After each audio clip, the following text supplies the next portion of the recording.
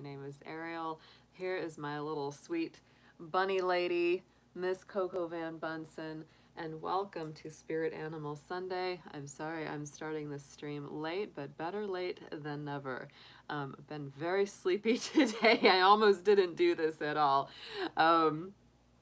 So yeah, so I'm glad to be awake enough to do this. But guys, I hope you've had a wonderful week. Thank you so much for joining and being here. Hope everyone is well. Hope you're getting some good rest. If you're not here and watching this later, no problem. So we're going to just go through each of our 12 zodiac signs. We're going to go Aries through Pisces, and we're going to get some messages from our spirit animals.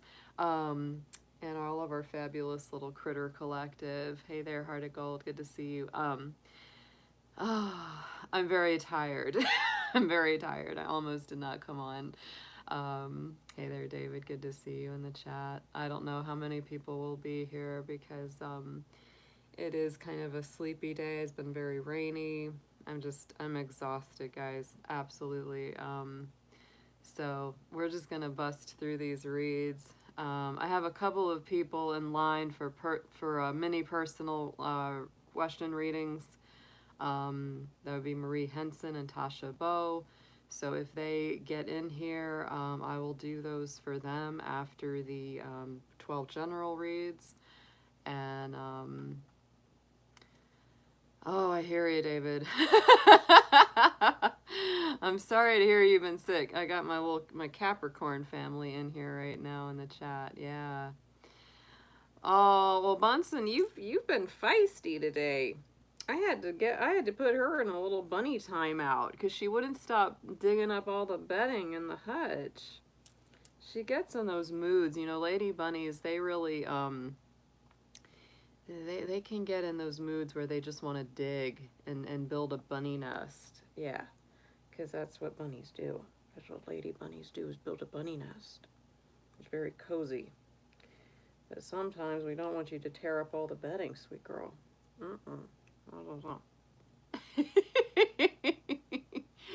She says, I don't care. As long as you're holding me, I'm happy. Aw. She loves to be snuggled. She does. This is her favorite time, anytime, snuggle time. So, guys, I hope y'all have had a good week. Oh, yeah, she is. She's trying to make a bed. Yeah, that's what they do. The male bunnies don't, the bucks, they don't do that so much as the does like to build a little cozy little bun nest. Oh, a good girl. A good girl. Oh.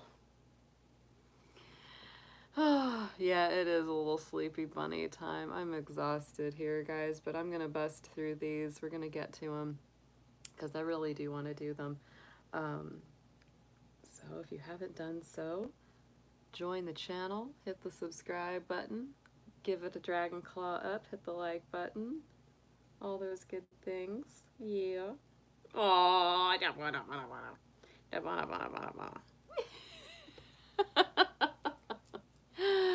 All right, Bunsen. I hope you've calmed down a little bit, my little lady. She says, want me to calm down, put me to sleep in your lap.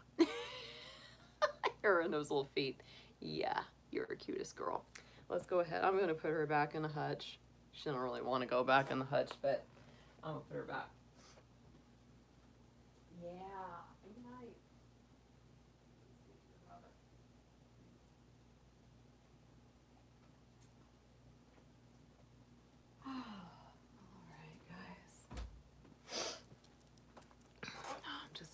The full moon was really exhausting.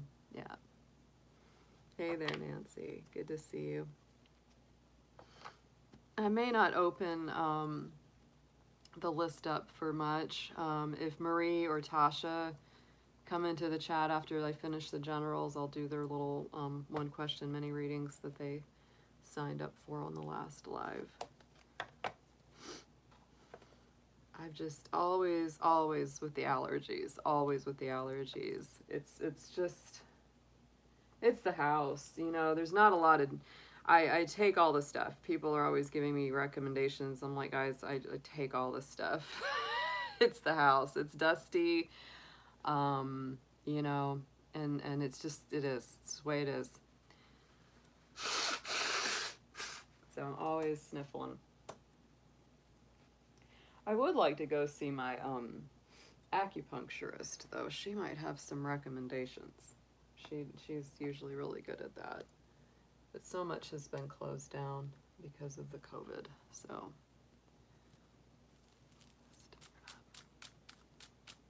Yeah, sure. Yeah, sure, Gwen.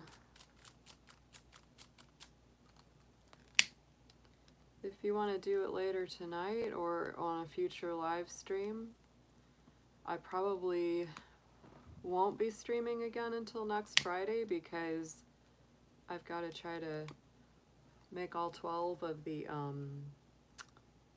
August monthlies this week, so I'll be pretty busy with that.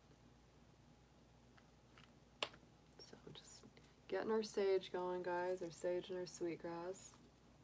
Just getting our space cleared here. And then gonna do our tuning forks.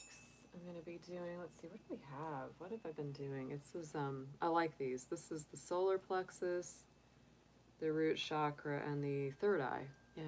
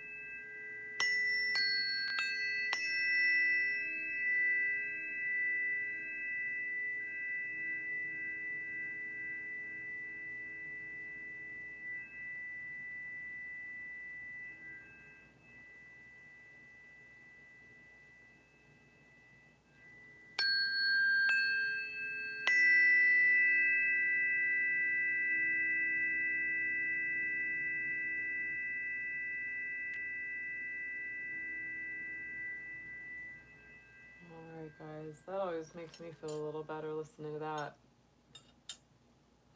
I might pull out the sun and the earth too. These are both always, it's just such a, always feels so good to do these. Yeah. Oh, actually that's Venus. That sounds good too. Here's the earth.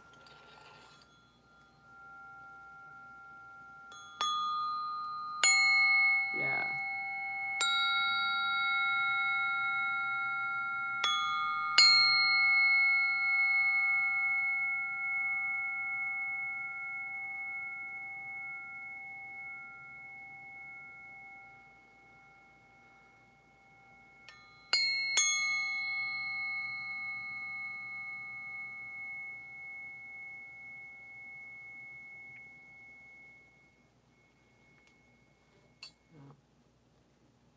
Alright, y'all.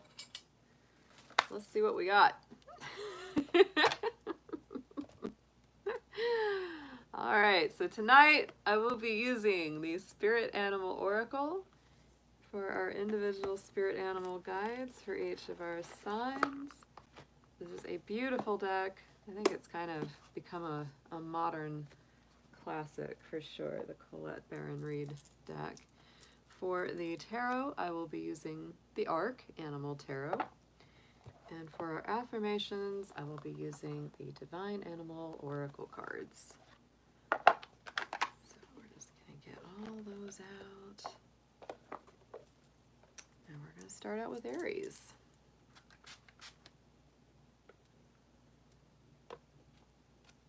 All right, my rams and my lambs. I hope you guys are doing great. This is going to be your spirit animal messages for the week ahead. Let's see what we've got for Aries, please. Dear spirit animals, guardians, guides, and friends, let's see what we have for our beautiful Aries this week. Any messages that they need to know for their highest good? And let's start out with one main spirit animal that will be helping them out through this week the most? One to call on the strongest.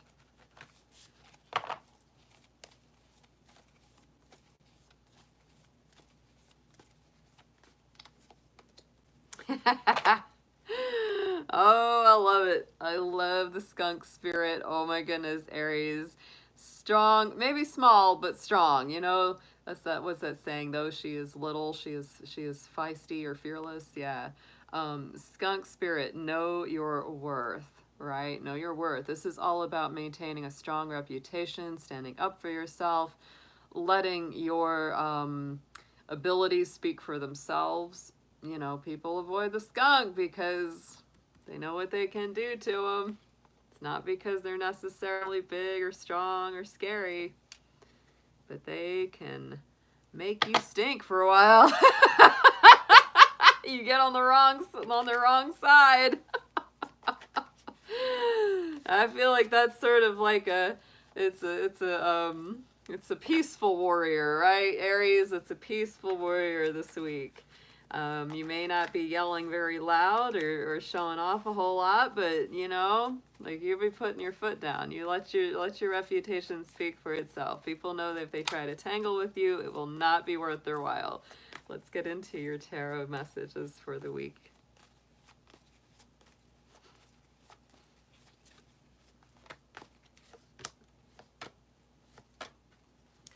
I do feel like there's some kind of justice, there's some kind of wrong being righted this week. The rabbit is first. So the rabbit's coming out first. That's our Seven of Pentacles. To me, this is really planting for a good future, right? Cultivating the garden, doing the work that it takes to ensure a better future. It's constancy, perseverance, reaping what's sown. Right in the center, we have our alligator spirit, Page of Cups, and the Page of Cups is all about emotional messages, right? It could be apologies coming in. You could be giving an apology to someone else, but usually it does have to do with emotional communication, right? This could be, you know, a feeling that maybe somebody owes you an apology, somebody needs to make something right, or it simple as it could be, you know, just a love interest or a friend that you haven't talked to in a while coming back into the picture. So both of those things feel really good because I feel like you're sowing better communication, and really only wanting to give your time and your energy to the people who really have your best interest at heart. That's what that feels like. People that are sensitive, people that are empathic and compassionate. Going into the future, the reason I really feel like we have this justice element coming out here is our elephant spirit. That is our justice card in the traditional tarot. That's Libra energy. And Aries, you know what I've been saying for a couple weeks here is that there's been a really strong balance between Aries and Libra. You know, you're the polarity signs. And so I do feel like there is that balance that's coming back and forth. So Aries, you could be doing some work towards either a just or fair outcome. You could be putting down your ram hoof very strongly and demanding better justice. You could be making some big decisions this week. If there's anything legal or court cases in your particular situation, since these are general, you know, you might be getting something that you really want. But yeah, indecision is a little bit at play here for you this week, Aries. We've got more Libra energy with our fabulous blue-footed booby, our Two of Swords. So there is that feeling of indecision. You're maybe at an impasse about something. It's time to make some decisions and just stick with it and go forward. But I do feel when you do that, like you come back into balance. Wow, that one just wanted to flip right out. Let's keep flipping. Let's keep shuffling. I want to shuffle these up real good for you. And if the same one flips out, then that was the one it was meant to be.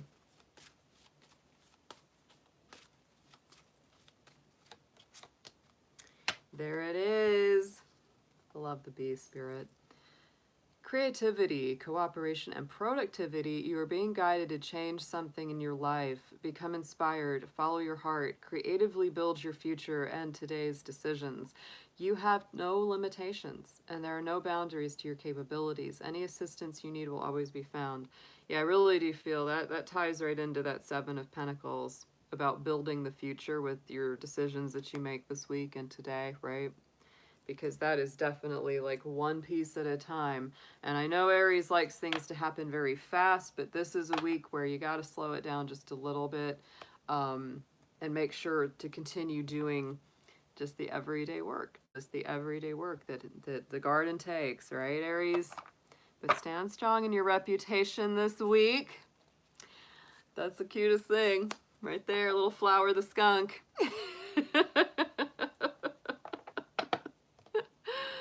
It's funny because skunks are kind of cute, you know. It's like, but boy, you don't want to tangle with them. Don't want to tangle with them. All right, let's get into Taurus. Let's see what we've got for you this week. All the bulls and the cows. Let's see what's coming up in your spirit animal guidance. Let's see what we got for Taurus. Dear Taurus, dear animal spirits, friends and guides, please show us what you have for Taurus this week. What do they most need to know for their best and highest good? And let's start out with one main spirit animal that will be helping them the most this week.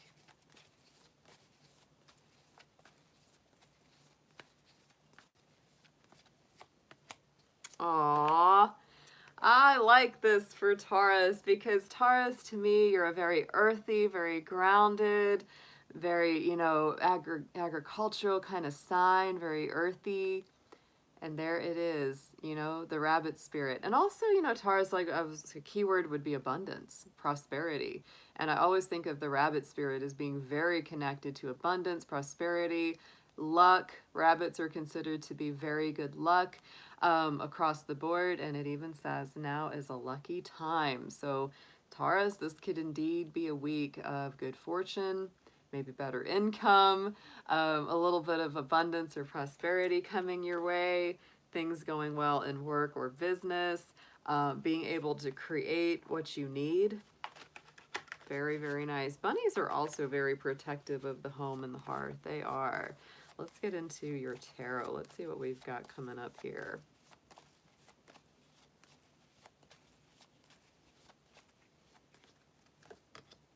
Ooh. Ooh, go get it, Taurus. Whew.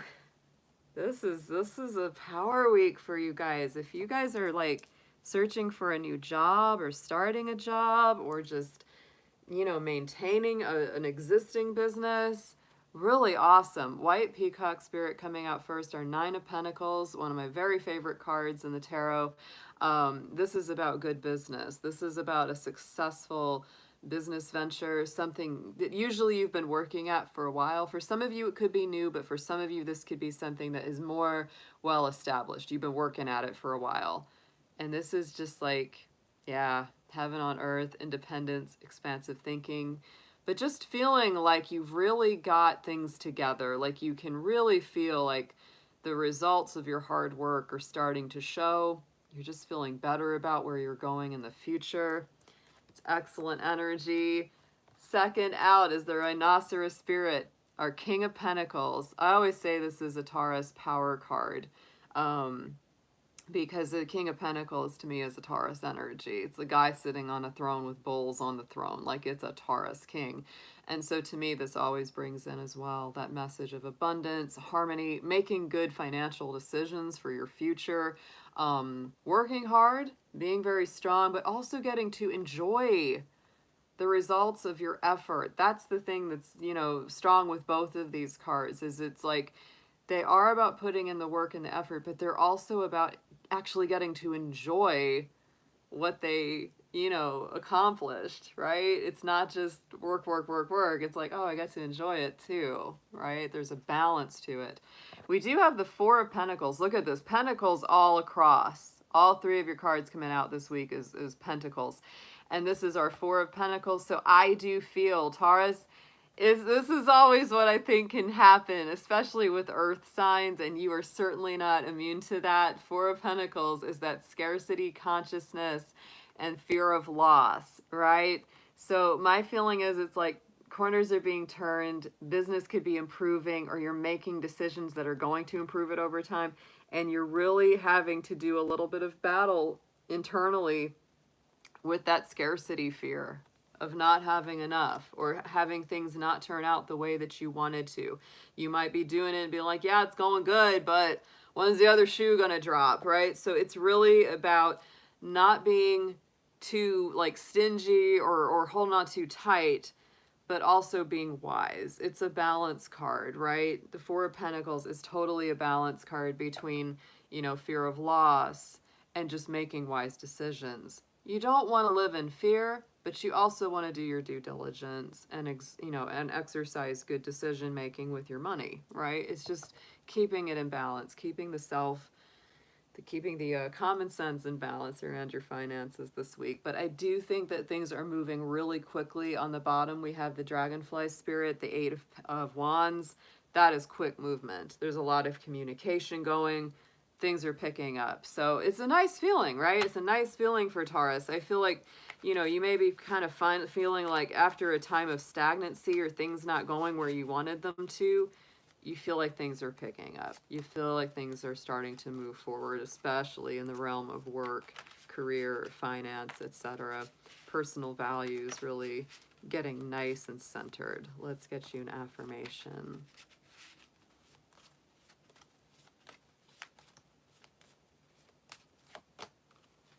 There we go. See, this is important. Like I said, you might have those fears of scarcity or loss in the future, but the giraffe spirit is really encouraging you to see the bigger picture if possible. Come at things from a place of optimism, bigger perspective, and expansive thinking. You are being guided to stand above the preconceived thoughts of lack. Oh my gosh, look how perfectly this ties in. Stay grounded. Keep a broad perspective and appreciate what matters to you. Life is what you make it to be. Begin today to enjoy the process of life, be spontaneous, and allow the world to fascinate you. Yeah, rise above any fears or ideas of lack or loss. It's a lucky week. It's a lucky week, Taurus. You got the bunny on your side. You do. I love it. My Jupiter in Taurus really likes that reading. All right, Gemini. I hope my Geminis are doing well. Hope you guys are having an excellent evening out there. Let's see what we've got for you in your spirit animal reading for the week. We're going to see what is coming up for you. What messages do you need to know for your highest and best? Your spirit animals, guardians, guides, and friends. Please show us what you have for our fabulous Geminis for this week ahead. And let's start out with one main spirit animal that will be helping them out the most this week.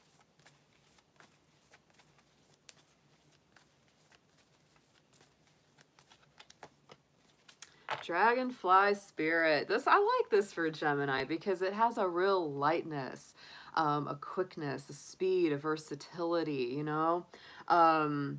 Truth transcends illusion, right? And there's a lot to do with that. And, you know, the tradition of the dragonfly is really seeing beyond illusions, seeing to the heart of the matter, and getting the truth. So you may be getting, you know, some true information, speaking your truth this week. Feels great. It feels really great. I love that dragonfly. Let's get into your tarot for the week. My Gemmy Gems. We've got the number 22 on that dragonfly card too. I like that. 22 is a great number, and I definitely think of twos when I think of Geminis because it's two twins. It's a dual sign.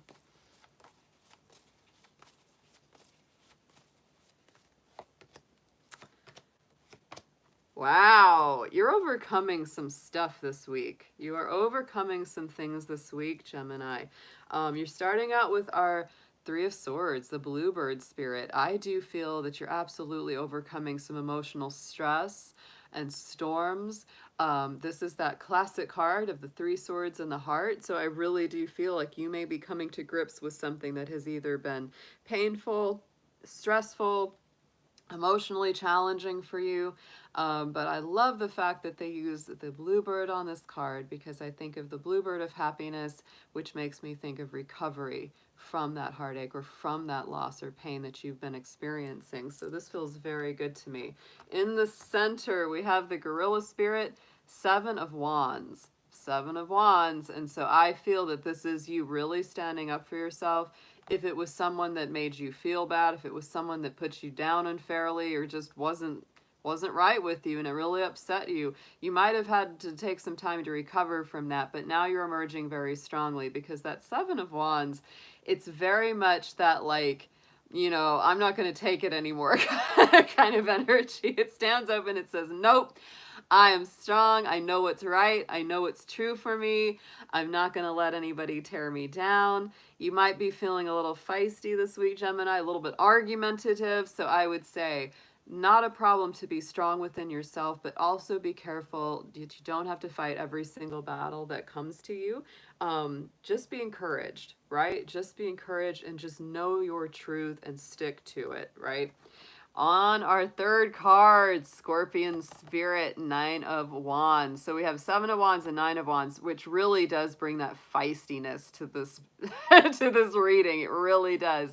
The Nine of Wands to me is that fighting spirit. It's that warrior spirit. It's like, you know, and you may be really tired from it, to be honest. You know, this is all swords. No, it's wands and swords. Wands and swords. There's a lot of action.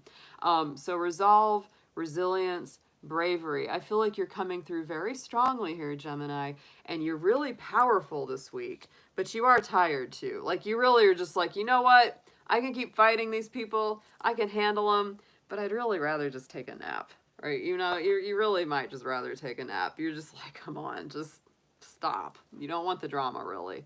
Because you've been fighting a hard battle. You've been fighting a battle, and I can see it this week. I can see you, like, standing up for yourself this week. On the bottom, the Giraffe Spirit, Eight of Pentacles, which is working at things one day at a time. Get grounded, get solid. For some of you, work might be a very positive place to sort of escape some of this personal drama that's going on in your life, right?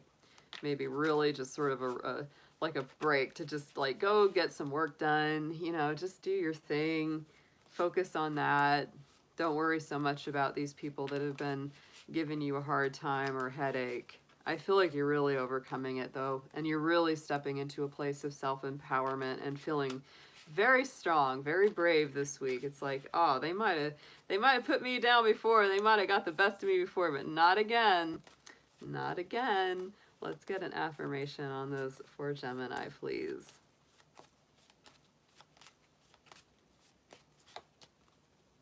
And there's that bee. Yeah, and I mean, this kind of stuff, it might have happened in your community or, you know, with someone in your social circle, right?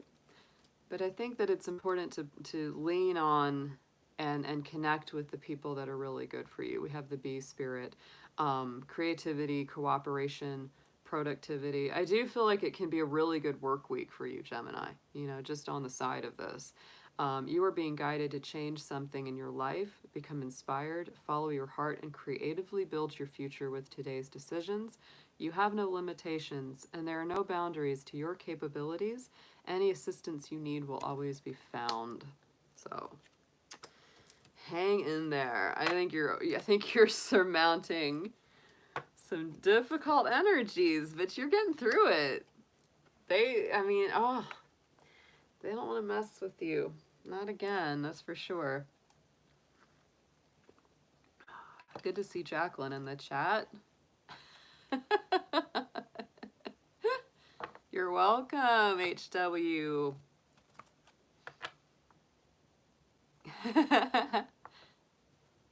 Thanks, Lucy. Welcome to the chat. Always good to see our little scorpion in here. Scuttling through.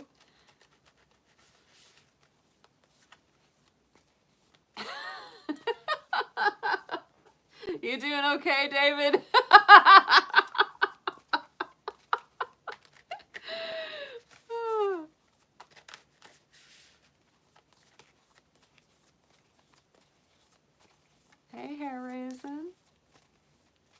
see you in the chat, sweetheart. All right, let's go ahead and get into Cancer. Cancer is up next.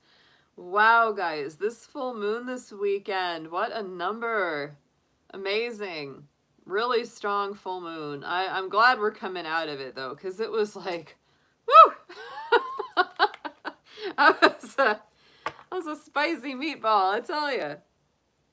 I'm looking forward to our next full moon in Pisces. I have to admit, I'm really looking forward to it. Ah! Sounds great. Sounds great, Jacqueline. All right, dear Cancers, let's see what we have for you guys. Spirit animals, guardians, guides, and friends, please show us what we have for our reading for Cancer for the week ahead. Show us anything that they need to know for their highest and best good. And please show us one spirit animal to start with that's going to be helping them out the most this week. Please show us Cancer.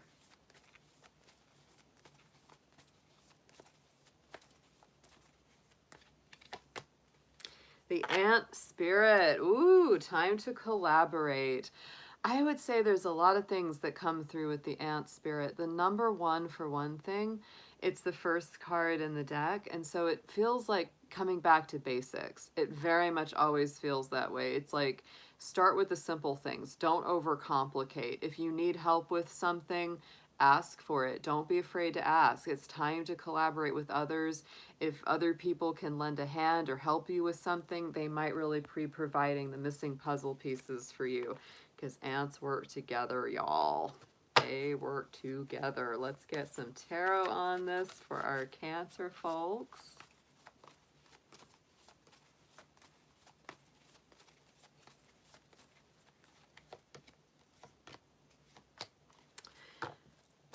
I like this. I feel like you're coming out of maybe some confusion this week and moving into better decision making for yourself, more into a place of power. We're starting out with our Seven of Cups, the beaver spirit, and that Seven of Cups can many times be a feeling of being emotionally or mentally overwhelmed by a lot of different decisions. Could be something you've been procrastinating on for a while and you really need to make a decision, right? A lot of different options on the table. You could be choosing between two jobs, two locations to move, two people that like you. It could all be all those decisions, guys. It could be all those decisions that come up, but there's something that needs to be decided on. Right in the center, we have the chimpanzee spirit with the Two of Pentacles. So to me, this is always coming back to balance, right? And I think that if you're able to make some big decisions, simplify things, again, that word's coming in is just, if there's too much on the table, simplify. You don't have to take every one of those options. Just take one or two. You don't have to take 7 or 8 of them, right? Because a lot of the time we can overload ourselves with decisions and options, and then we don't know what to do. We don't do anything at all, right?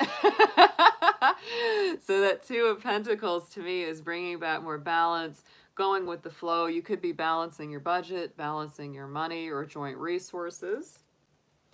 And the outcome, like I said, that's a very strong power card for you, Cancer, is our King of Cups, our octopus spirit, because the King of Cups is Cancerian energy. It is. And he really comes from a place of heart healing, emotional healing and centeredness, making good emotional decisions, calm clarity, having good control over the emotions and the subconscious, and of course, being compassionate with himself and with others. So very, very nice energy there this week, Cancer.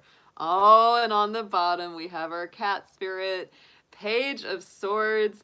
This to me can be a little bit of Gemini energy, a little air sign energy. I would say that there may be a lot of messages this week, lots of communication back and forth. But I would also say be aware of anyone that feels like a gossip or somebody that's just trying to stir up trouble, because that's the other side of the Page of Swords. Let's see what we've got as an affirmation for Cancer, please.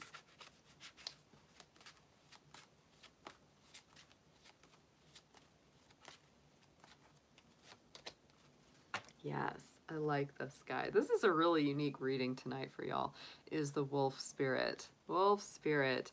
Loyal, alert, and playful. You are being guided to lead by example, be kind, compassionate, and have unconditional love towards yourself and others. Same message, you know, with the King of Cups very much. Access your inner brilliance, utilize your infinite power, break free from any limiting paradigms, and begin to walk your new path. I feel that both, you know, we started with the ant, ended with the wolf. Both of these creatures bring through that sense of working together. That's what I get out of both of those, right? If you've been feeling overwhelmed, Cancer, out of balance, it's probably time to incorporate the ideas and the help of others, the assistance of others. Yeah. Excellent.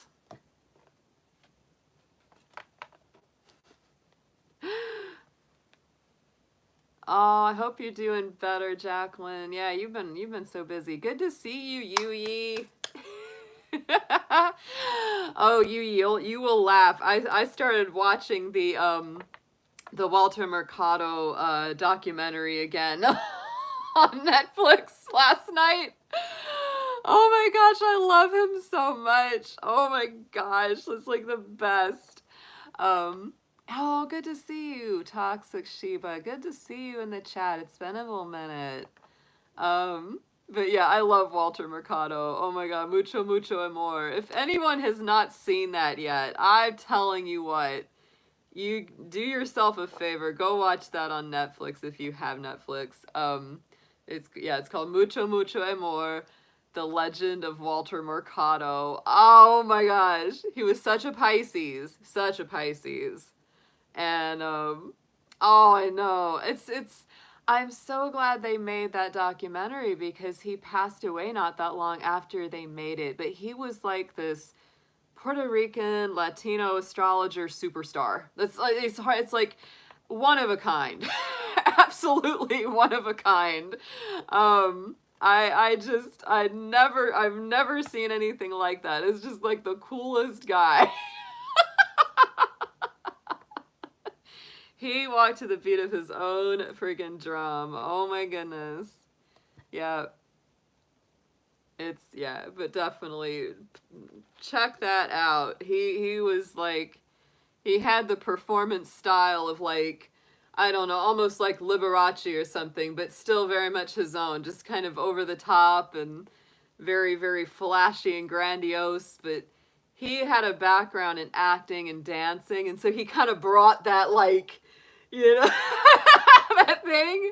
But he was a really good astrologer. Like, he was genuinely, like, a good astrologer, right? So he really knew what he was talking about, and he really broke through at a time that, you know, I mean, it's in a lot of ways very conservative. But then out comes this flashy dude with like telling you all the, I love the way like he brings he wore capes. Yeah, the capes. And the jewels and the jewelry. Like, and the hair. Just oh my goodness. I said that's Pisces through and through. Just, you know, all about the performance and the thing and showing it. But I love when he's like Capricornio and he's like telling you all this stuff. It was like, oh man, I was like, I wish I spoke Spanish so I could understand like all the nuances of what he was saying. It's like the best. Aquario! And you just get so into it. But definitely, if you're looking for a really fun and very interesting documentary to watch that has some definite astrology goodies in it, watch that on Netflix. Mucho, Mucho Amor, The Legend of Walter Mercado. I never knew so much about him because, you know, he really was more in the Latin market, more than the American. But oh my gosh, Lin-Manuel Miranda actually was in there, and he was talking about how like when that show would come on, it's like everybody knew to shut up until their sign was done, like, because everyone wanted to listen. Yeah, it's very good. I love the way they incorporated like the tarot card art for each of like the sections of his story.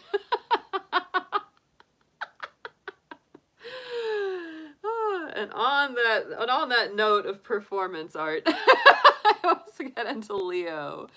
Leo, how are you doing? I hope that you came through this weekend with flying colors after this big full moon in Aquarius, because that is a balancing act. That's the opposition of your sign. I'm sure you felt that very, very strongly, especially in your relationship life. That is very much where that would be aspecting you on that universal level.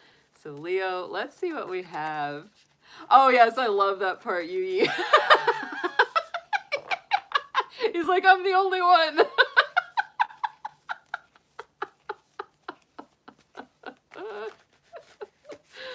All right, Leo. Dear animals, spirit guides, guardians, and friends, show us what we have for our beautiful lions and lionesses this week. Anything they need to know for their highest good.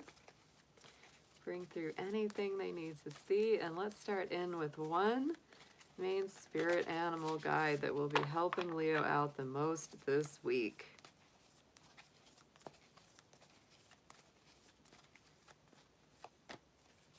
Ooh, I like this one. Yeah, and you may feel this very strongly, Leo. We have the frog spirit, clear out the clutter. After, you know, this big full moon, it goes into the waning cycle, and that is very much about clearing out the negative, clearing out anything that needs to be released. Frog spirit to me is so much about purification, detox, cleansing yourself, cleansing your home environment. Such a wonderful spirit. And I'll tell you what, the frogs have been very loud this week in my neighborhood. Me and my mom have noticed. We're like, what is going on with the frogs? We just keep hearing them. They are singing it up, talking to each other. Oh my goodness, they are loud. Oh, Lindsay Lioness, I haven't seen her in a minute. You're right, Jacqueline. I hope she's doing okay, because she was always here. And I never heard, you know, it's not like I heard anything where she was going to be gone for a while. Oh, yeah. We got to keep up with our Leo family members here. All right, let's see what we've got for you in your animal tarot messages this week, Leo. That you might want to be doing a little feng shui around the house. You might be cleaning up the house, cleaning out that garage, whatever it is that you need to get rid of. You might be cleaning out some kind of toxic relationships or baggage from yourself. You might be doing that too. All good things. All good things.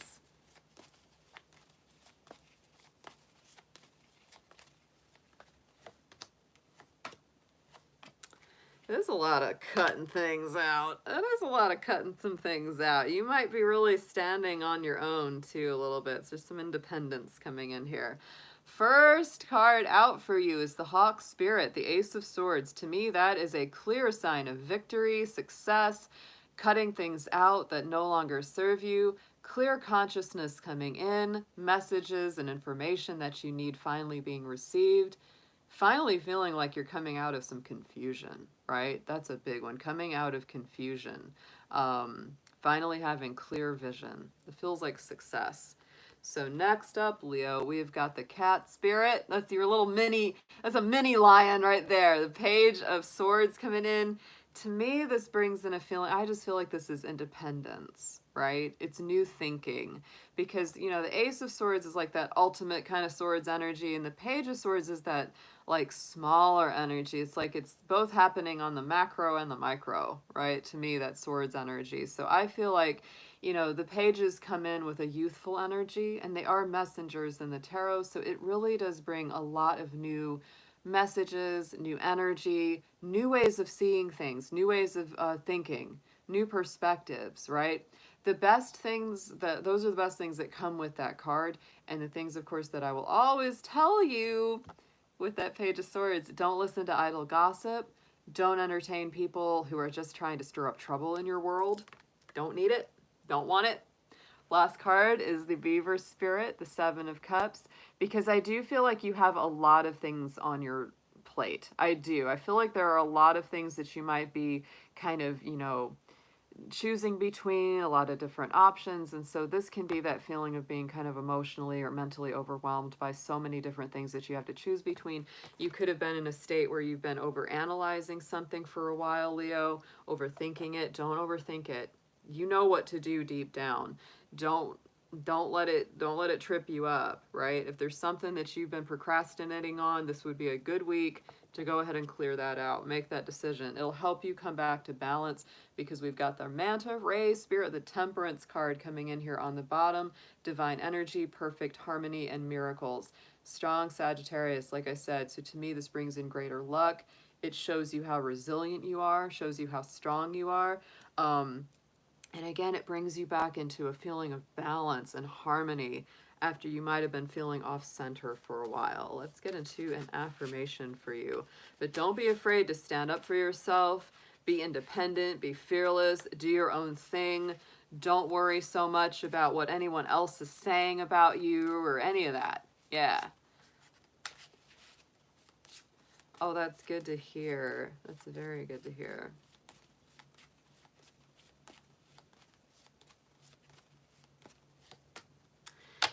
And look at this, another big powerful cat. I love this card, by the way, the Black Panther. I just love the eyes there. Yeah, it's powerful and mysterious feeling. Independent, clever, and fascinating. You are being guided to observe your surroundings and keep your own counsel. Find clarity and then express your inner and outer beauty to the world. Pounce on the opportunities that feed your soul with purpose and passion. Awaken now to your personal powers, talents, and freedom. So yeah, Leo, this is kind of like do your own thing this week. You know, don't worry about anyone else. Focus on you. Focus on your own power and what makes you happy. Go after what you want. Yeah, I like that read, Heart of Gold.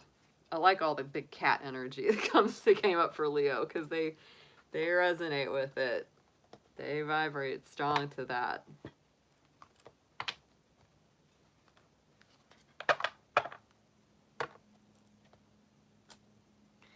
Is it? Is it Heart of Gold? Aw. That's great. That's great. Yeah. Mm-hmm.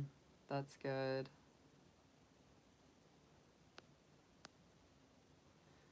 Yeah. All right. Time for you, Virgo. Hope my Virgos are doing good out there. Hope everything is well for you tonight. Let's see what we've got for you in your spirit animal readings for this week. Dear animal spirits, guardians, guides, and friends, let's see what we have for our beautiful Virgos out there. Whatever messages that they need to hear for their highest and best good. And please let's start out with one main spirit animal that will be helping them out the most for this week ahead.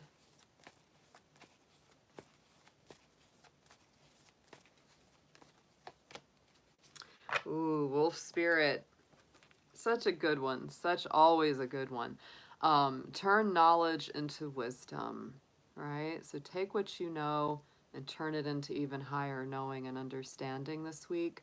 I always feel, you know, there's the two dynamics of the wolf energy, you know, and one is, you know, being able to make decisions and act on your own, and the other one is, you know, acting as a team and as a group. Virgo is such a sign of community effort and community work that this could be very, very powerful for you, you know, kind of for finding your place within an organization or a team, and also being someone that can really bring that team together to its highest and best purpose. Really, really nice. Love the wolf spirit. Let's get into your tarot. Let's get 3, please, start for Virgo.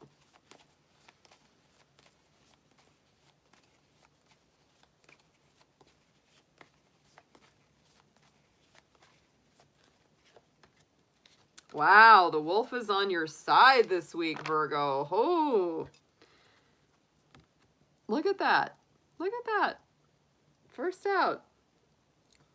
Just, you're going to be howling at the moon this week. Knight of Pentacles.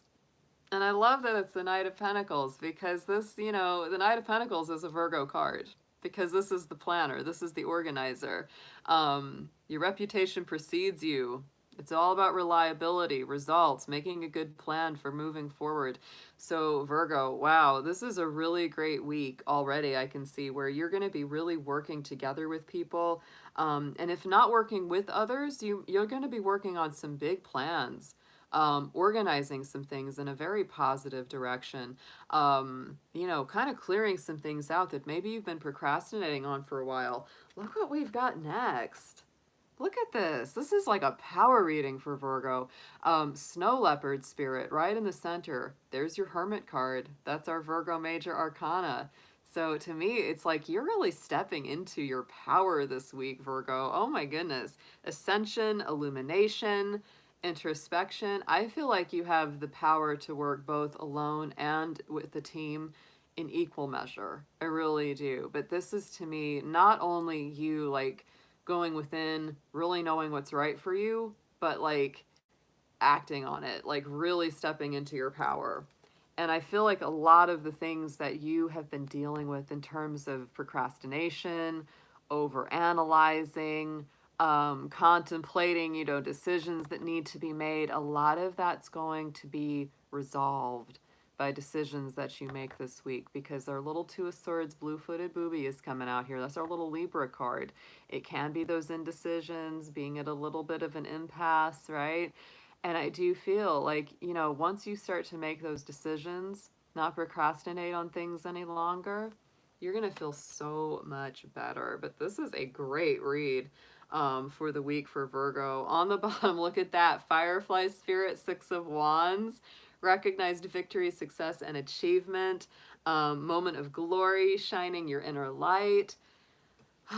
Feels good. It feels like you're really like going to the next level this week, Virgo. It could be in terms of like personal life, could be in terms of work life. It really feels like anything that has to do with you working together in a community organization or a team. Like you're really, really stepping into your own this week. So nice.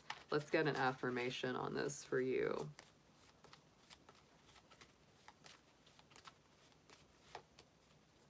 And the blue jay. Got my blue jay spirit coming in there. Little guy. Oh yeah. Assertive, daring, universal wisdom. You're being guided to be aware of synchronicities in your life. You're entering a time of intellectual and spiritual growth. New truths are forming each day. Be fearless, trust your instincts, be your authentic self, take inspired action, and what you desire will come to fruition. Very nice. Very, very nice. That was an awesome read for Virgo. Wolf spirit. Big time. Big time wolf spirit there.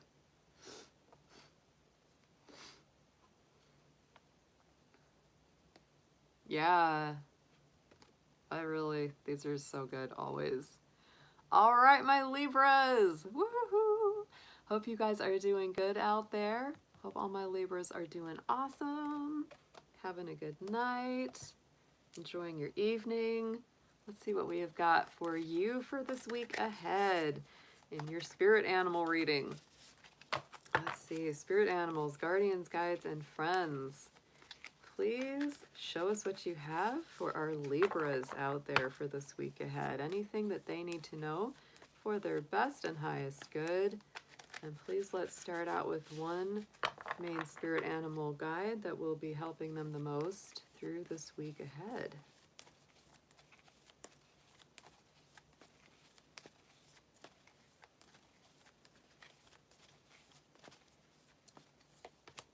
Oh, I love it. Such a beautiful card for one thing. The Swan Spirit coming out for you, Libra. Time for a deep dive. Woo! The swan connects us to our soul. It connects us to that deep inner soul. Many times connected to music, to the arts, to our deep inner relationships with others and with ourselves. It's definitely a very beautiful, soulful, spiritual energy. Very strong, very graceful. To me, the swan is both, right? It's grace, but boy, it is strength, because you do not mess with the swan. They're very strong. That's why I always am connected. I have a swan on my arm because you know, the swan is connected to the harp and to music and Celtic culture. So it's got a lot of different layers there to play with. But music could be very important to you, Libra. The performing arts, anything that kind of gets into that, you know, the ballet Swan Lake, right? There's so much to that, you know. So many different cultures have really tapped into the swan spirit. It's beautiful. So let's see what we've got. Yeah, you might be doing some deep inner diving this week. So let's see what we have in your animal tarot for the week for Libra.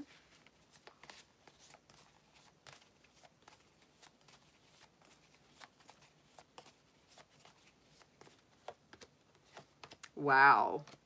Big decisions. Could be some big love connections too. Could be. All right, we're going to start out.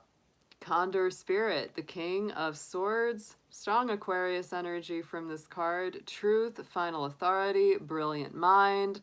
This is the master strategist, person that makes the plans from that very intellectual place. So you may be doing a little bit of a back step. You may be kind of like, you know, really using your mind quite a bit, but you're also using your intuition. You're using your intuition as well. We have the Spider Spirit on the center, the High Priestess, right? So I feel like you're kind of working your magic both ways, right? Because this is balance, intuition, secret knowledge. You may not be telling everyone what you're thinking. That's just the way this is. You might be making some plans, doing some work behind the scenes, and maybe you're not even really ready to tell people about what you're doing yet or what you're thinking yet. It's like, no, I'll tell you when I want. I'll tell you when I'm ready. Because, yeah, the swan takes you on that deep dive. You know, High Priestess energy is lunar energy. She's very connected to the moon and the subconscious cycles of the emotions. And so we're getting this third card is our Warthog Spirit, Two of Cups. Yes. And that's why I say this could be to do with a love connection, heart healing. But yeah, usually this is like a nice soul match, right? This could be a very nice soul match or something that you're trying to heal from within, something to do with love, something to do with a relationship. Maybe you either have a little crush on someone and you're not really ready to tell anybody about it. Maybe they have a crush on you. They don't want to tell you about it yet.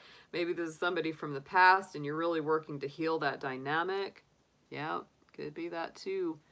And on the bottom, we got the Rooster Spirit, Three of Wands. So I wouldn't worry too much about chasing things down. This is not like a super active week where you're just like chasing stuff down, Libra. This is about letting it come to you so much more. It's like being in that reflective space, making your plans, going under the radar, not telling every single person what you're thinking, right?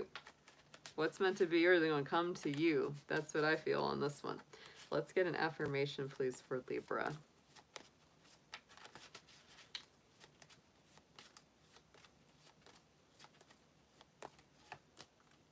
Oh, I like it. Yeah, the unicorn spirit coming in here. We got one of our magical creatures. Yes. Purity, wisdom, and action. You're being guided to have faith in yourself, the knowledge you possess, and the magic of the universe. You are where you're supposed to be. Feel your way through each segment of your life. You will clearly see your next move and take action. Big results are the ripple effect of inspired action. So yeah, definitely I see this. It's like just feel your way through. That's that High Priestess, right? Feel your way through each step. Yeah, beautiful. Very, very nice. Might be making some good, either good alignments, meeting some good people this week with that Two of Cups. It feels nice.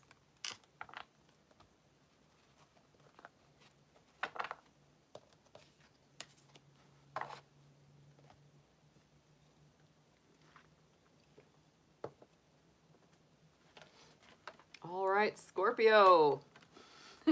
How are you doing, Scorpio? Did you survive that big full moon in Aquarius? I know that was a big one for my Scorpions. I know it was. I'm so glad we're coming back down from that energy now. Oh, look at Jacqueline. Scorpio. Yes. They put the O in Scorpio.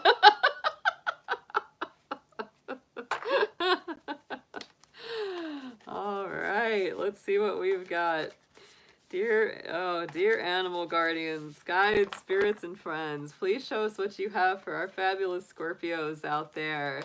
Anything that they need to know or hear for their highest, best good. Let's start out with one main spirit animal that will be helping our Scorpios out the most this week ahead.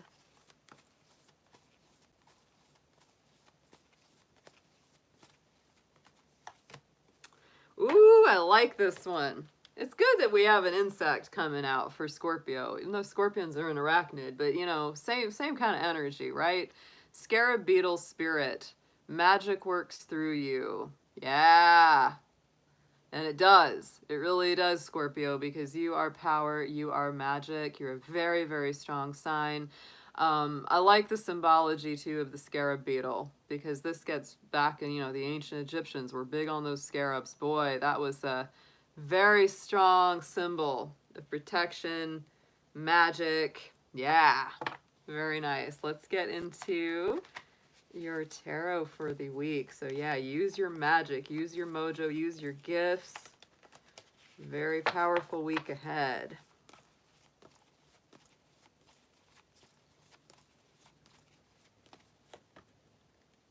Boy, this kind of wanted to come out together. I'm going to take them both.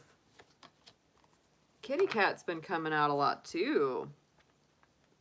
Okay, I'm going to start with the two. I'm going to start with these because they were kind of stuck together. So I'm going to be giving you an extra card this week, Scorpio. The Manta Ray Spirit, Temperance, and the Beaver Spirit, Seven of Cups, right? To me, this feels like you may be coming into this week with a very dual energy where it's like on one side you have a lot on your table, a lot of decisions to make. You may be feeling that sense of procrastination, overthinking some things. You may feel a little overwhelmed by all the options that you've got, all the things that you need to kind of bring into balance. But temperance does bring things into balance, right? It really does. So I do feel that you have the ability to change that. You have the ability to bring things into balance that have felt maybe either kind of messy or chaotic or too many things happening at once. Into the center, we have our cat spirit, Page of Swords. Our little cat has been coming out a little bit more tonight, which is pretty cool. Page of Swords, to me, you know, this makes me think there's a lot of Gemini energy, air sign energy going on around you. This, to me, is new thoughts, new action, new ways of seeing things, fresh new perspectives. Ignore gossips, ignore people that are trying to stir up trouble in your world. Very important. Don't believe everything you read on the internet. Stuff like that. That's always what I feel. And of course, because it's the cat spirit, I do feel there's that sense of independence and strength and kind of doing your own thing, right? Not getting in the way, not letting people get in the way of your path, right? Just being very strong about what you want. On the third card here, we've got our Ace of Swords, the Hawk spirit. So I really do feel like you have a lot of success coming into the week's end. A lot of things that were fuzzy, difficult, confusing, or overwhelming, I would say that it starts to really clear up because the Ace of Swords is the hand of spirit coming in with a gift of clarity, clear seeing, getting all the information that you finally need. Sometimes it's those powerful revelations, those kind of like moments that's like the veil is lifted off from your eyes and you go, wow, now I can finally see exactly what I'm looking at. Yeah. I think that cat's a Maine Coon. He has those little tufts on the ears. It looks like a Maine Coon cat. They're real fluffy. They're real fluffy cats. Ooh, and on the bottom, look at that, Scorpio. We've got the Polar Bear Spirit, the Star card. So I do feel like, look at this. I mean, this is a nice trajectory. Healing, hope, gifts from spirit, light at the end of the tunnel, hopes and dreams coming true, liberation, A lot of strong liberation. There's a lot of air energy on this reading this week. A lot of Gemini and Aquarius especially. Very strong air energy. So you might be dealing with an air sign, or this Aquarius full moon might have really been a strong one for you, that you're working through that energy. But it really feels like you're freeing yourself from something that's holding you back for a while, and really coming into a place where it's like, no, I'm good. I'm doing my own thing now. I see where I want to go. Maybe you make a big decision, or you decide to just simplify your life and say, you know what, I'm not going to have to try to worry about every little thing. Yeah. Oh, I know. That moon was no joke. Let's get into an affirmation, please, for Scorpio.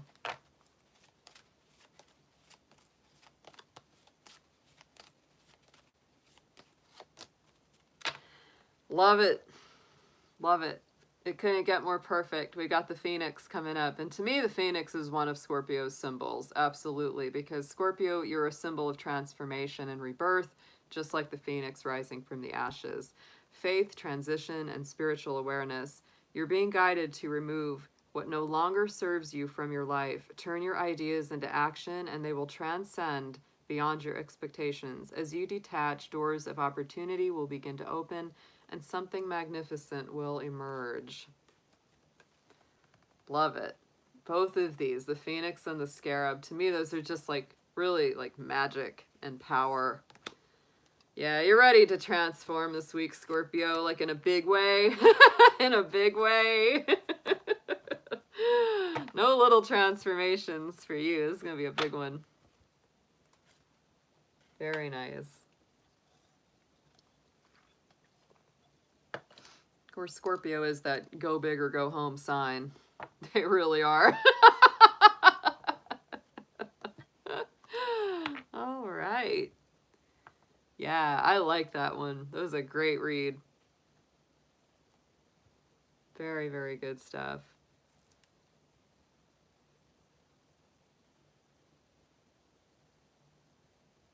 Yeah, stay safe online there, David. There's too many weirdos. There's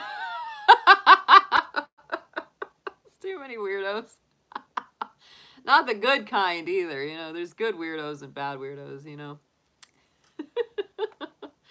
Yeah, I love that the Phoenix card came out for Scorpio because, you know, even though that's not, you know, ascribed technically, you know, to Scorpio, it is. I mean, to me, that's just, yeah, they are. They're the Phoenix. Absolutely.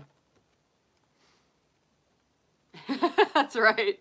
Yeah, exactly, Yu. Yep, yep, yep. No, there's good weird and bad weird. You know that. Are you neutral weird?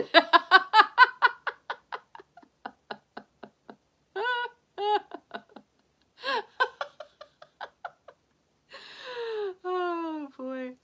All right, Sagittarius. Let's see what we got for Saggy. Oh my gosh. I think this full moon Aquarius probably was better for them than almost anyone.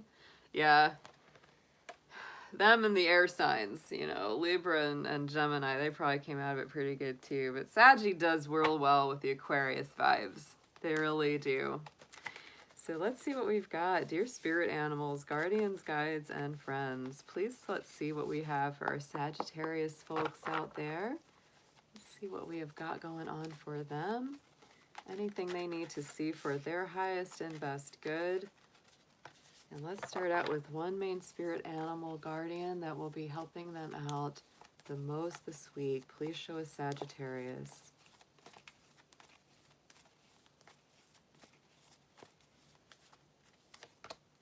Ooh, very nice. Whoa. Stepping it up. Eagle spirit coming out for you. Spirit has your back. You know, it's funny, we're just talking about Scorpio symbology, and Scorpio, one of their symbols is the eagle, because that's the highest incarnation of Scorpio. That's the highest mind, you know, that's the highest point they go to. And to me, you know, the eagle has always been long associated with elements of victory, success, and very, very strong alignment with the divine. So I really do feel this brings all that energy to you. And you may feel like you are more in touch with the sacred this week than ever. Like you might really feel like you're going to a next level of connection, which is beautiful. Beautiful for my spirit-seeking Sagittarians, because you guys are that way. You very much are aligned with that. So let's get into your tarot reading. Let's see what animal tarot cards we have this week for Saggy.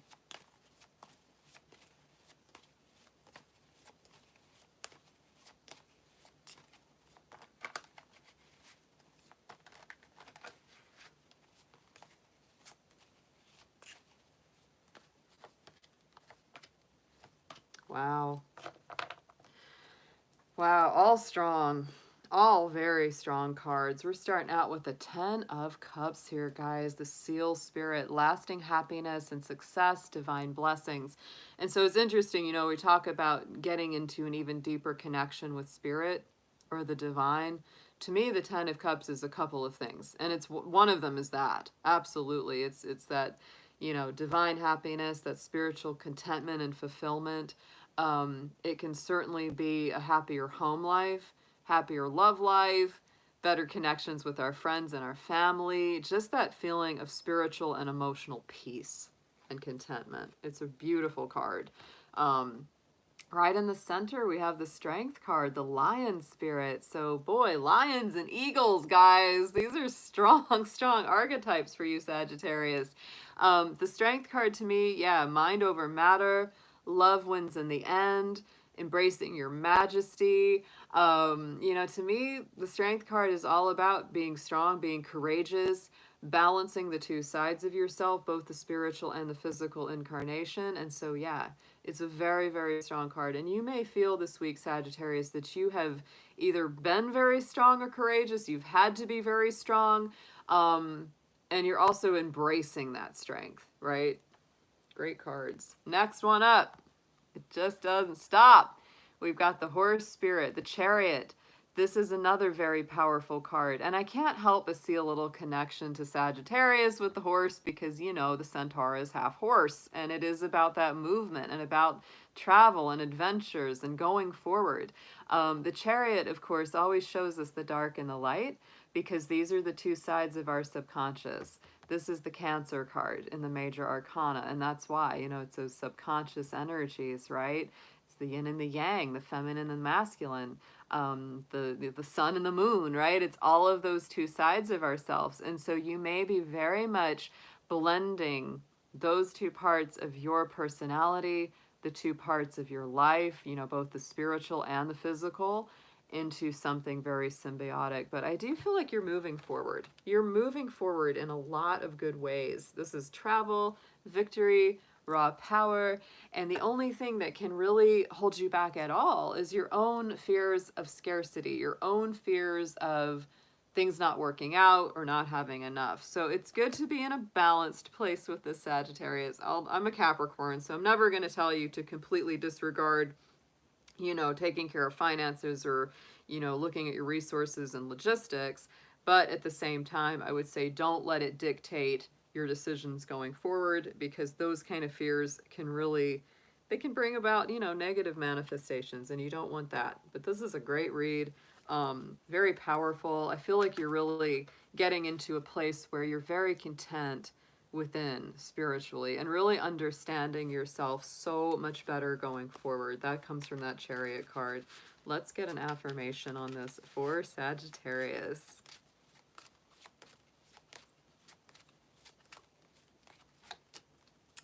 Gorilla Spirit. All these very strong animal archetypes coming out for you. The horse, the lion, the eagle, the seal. Oh my goodness. Self-confidence, leadership, responsibility. You are being guided to take responsibility for yourself and your actions. No barrier can hold you back from becoming your authentic self. Your path to success is right in front of you. All that you must do is open your eyes, mind, and heart. Yeah, that's right. Did someone say these were Fabio horses? Somebody in the chat said because of their fabulous hair. They have romance novel hair. Sexy horse.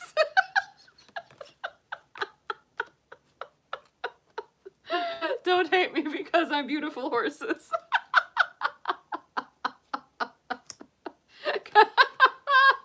Oh, that's the one too. I mean, these are both about the fabulous hair. The lion's like, look at my mane. Horse is, look at my mane. Ooh. What is it? The Clairol? Or what? Maybe it's Maybelline? Wait, why does that horse have its shirt unbuttoned? Why is the horse wearing a shirt? The horses are too sexy for the shirt. Oh, that's so funny. Hey, Silver Star. Hey, Kathleen. Exactly, too sexy for my mane. I'm a model, you know what I mean. That's probably one of the funniest songs of all time.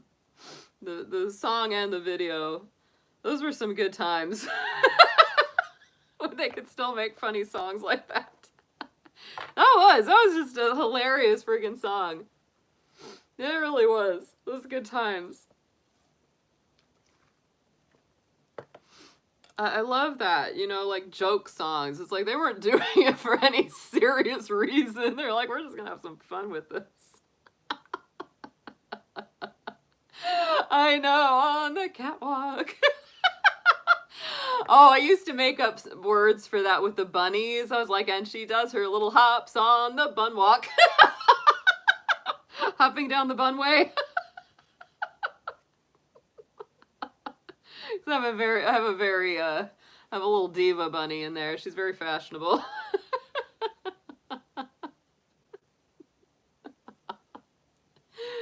Oh my gosh, that's just hilarious.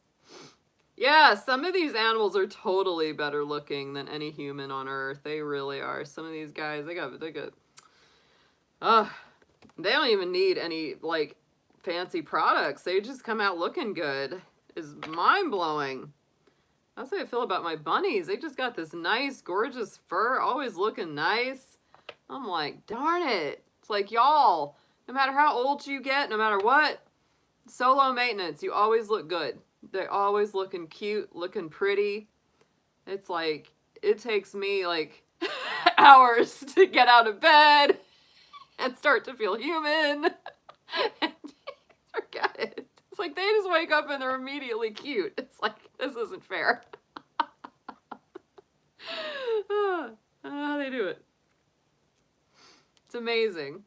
You know, birds, okay?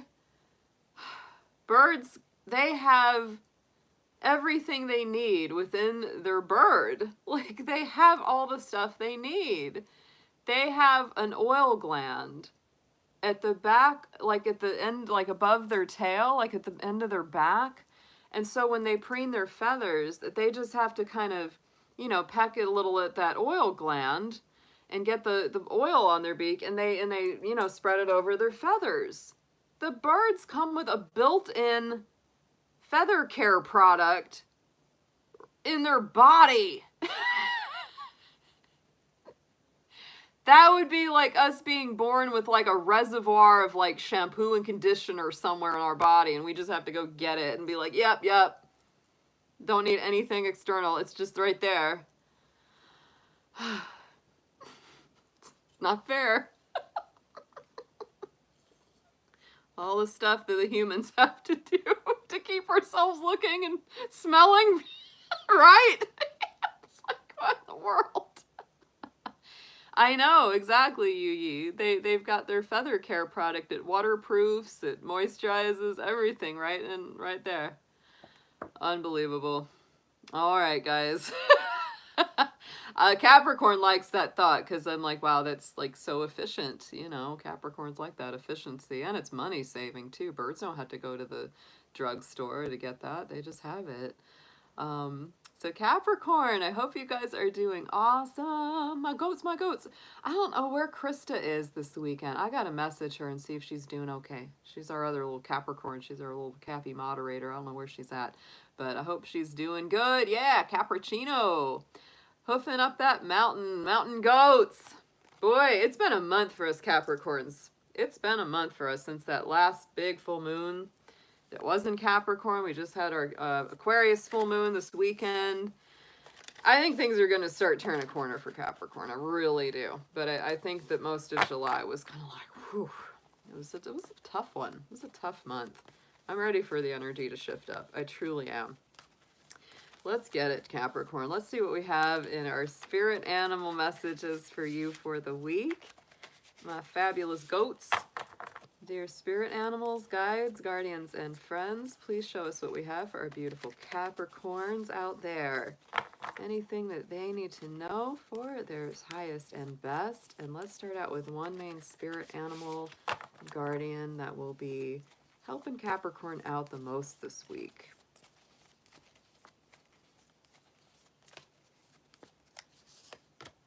Oh, I think this has come out for Capricorn before.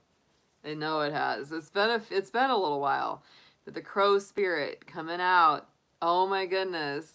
Co-create with spirit. Love the crows. They are a longtime favorite of mine. The crow has a lot to do with the balance of spiritual law versus man-made law. Oh yeah. So to me, this is walk your talk. Follow your instincts. Be playful. You know, because crows are playful. They're curious. They're real fun. And they're very communicative, right? So they definitely speak their truth. They do their thing. And the other thing I would notice very much about crows and corvids, they're very resourceful. They're endlessly resourceful. That's why they have such good survivability. They do. And they have very, very good skills of puzzle solving, and figuring out solutions to problems. They're really good at it. That's why there's so many old, you know, like the Aesop's fables and stuff about crows. I think about the crow with the pitcher of water, the stones in the pitcher of water, where the water was too low in the pitcher, so the crow started putting the stones, and the more stones he put, it lifted the water level up so he could get a drink. That's what the crow spirit is like, you know? Very clever, very, very understanding of how to figure out a problem or find a solution to something. So work together with spirit this week, Capricorn. You can create something awesome out of almost nothing, you know? Capricorns are great at that. Let's get into your tarot messages for the week.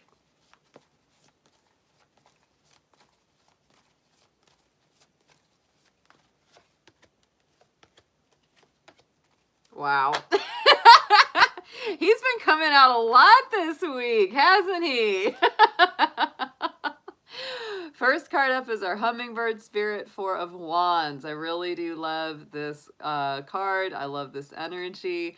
Homecoming, rest after labor, peace, contentment, a feeling of nirvana.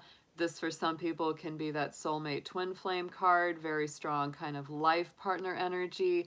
Being happy in the home, being happy around something that happens within the home is also very strong. Hummingbird is also a spirit of joy, a romantic love, all that good stuff. Right in the center, we have the Page of Pentacles. So, you know, that camel spirit to me is very, it's similar to Capricorn, actually. Very similar, because it's got, you know, strong reserves of energy. It can go the distance. It is very indefatigable.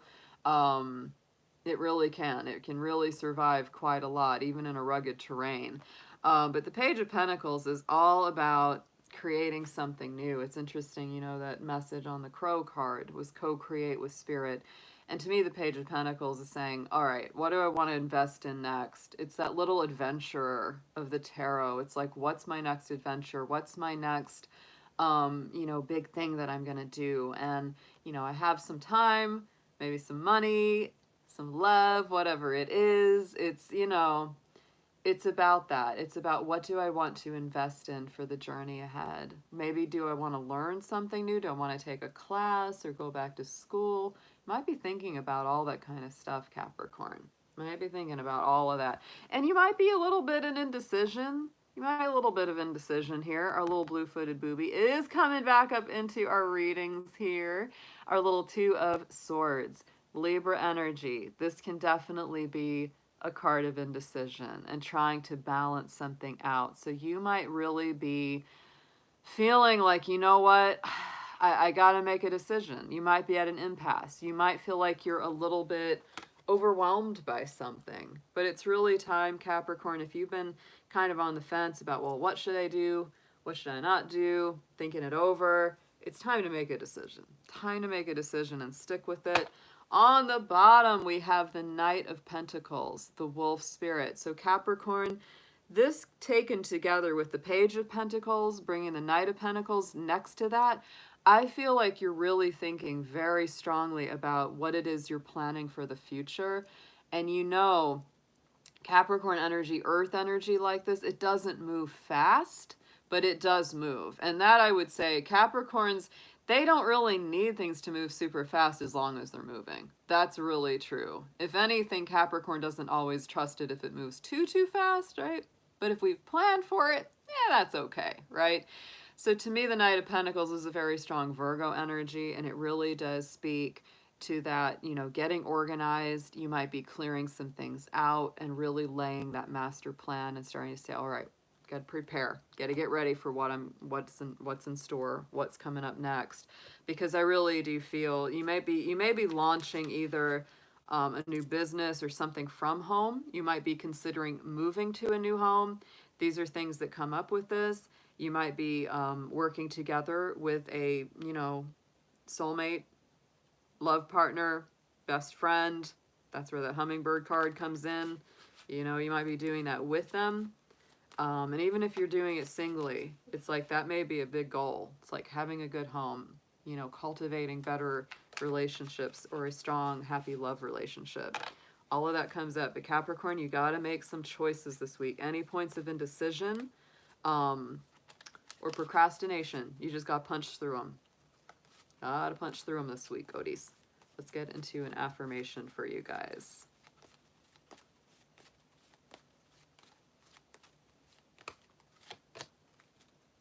Kangaroo. Now that's unique. I didn't see a kangaroo spirit come out on these cards before. I don't think I've pulled this one before. Stability, faith, determination. You're being guided to take action and think big. Yeah, I can definitely feel that. Take back your power. Leap over any obstacles and build your desires on a solid foundation. Forge ahead without looking back and create emotional fulfillment while staying grounded. Being true to yourself and having faith in the unknown. Wow. Yeah, Capricorn. I mean, that to me is like, yeah, I mean, here's the emotional fulfillment. And the Page and the Knight of Pentacles are all about, you know, going forward with a solid foundation, right? It's about having that new adventure, taking that next leap of faith, but doing it in a well-planned out way. Wow. Really great read, Goaties. But anything you've been procrastinating on, I'm speaking to myself on that. Yeah, I got a few things. I just need to, like, just punch through them. Just get them done. Wow. Silver Star. Do camels spit? I guess, yeah, they do. Like llamas. I know llamas do, but I guess camels do too.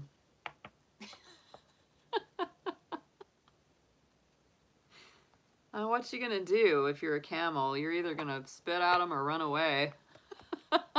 Or maybe both. Maybe both. All right. Aquarius. Oh my goodness. It was your full moon in your sign this weekend. I hope you are doing great. I hope you've gotten through it.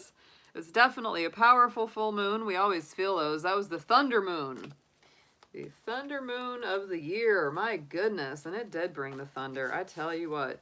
Let's get into your spirit animal messages for this week ahead, Aquarius. Dear spirit animals, guardians, guides, and friends, please show us, Aquarius. What do they have going on this week, and what do they most need for their highest good? Please, let's start out with one main spirit animal that will be helping them out the most this week ahead. Show us, Aquarius.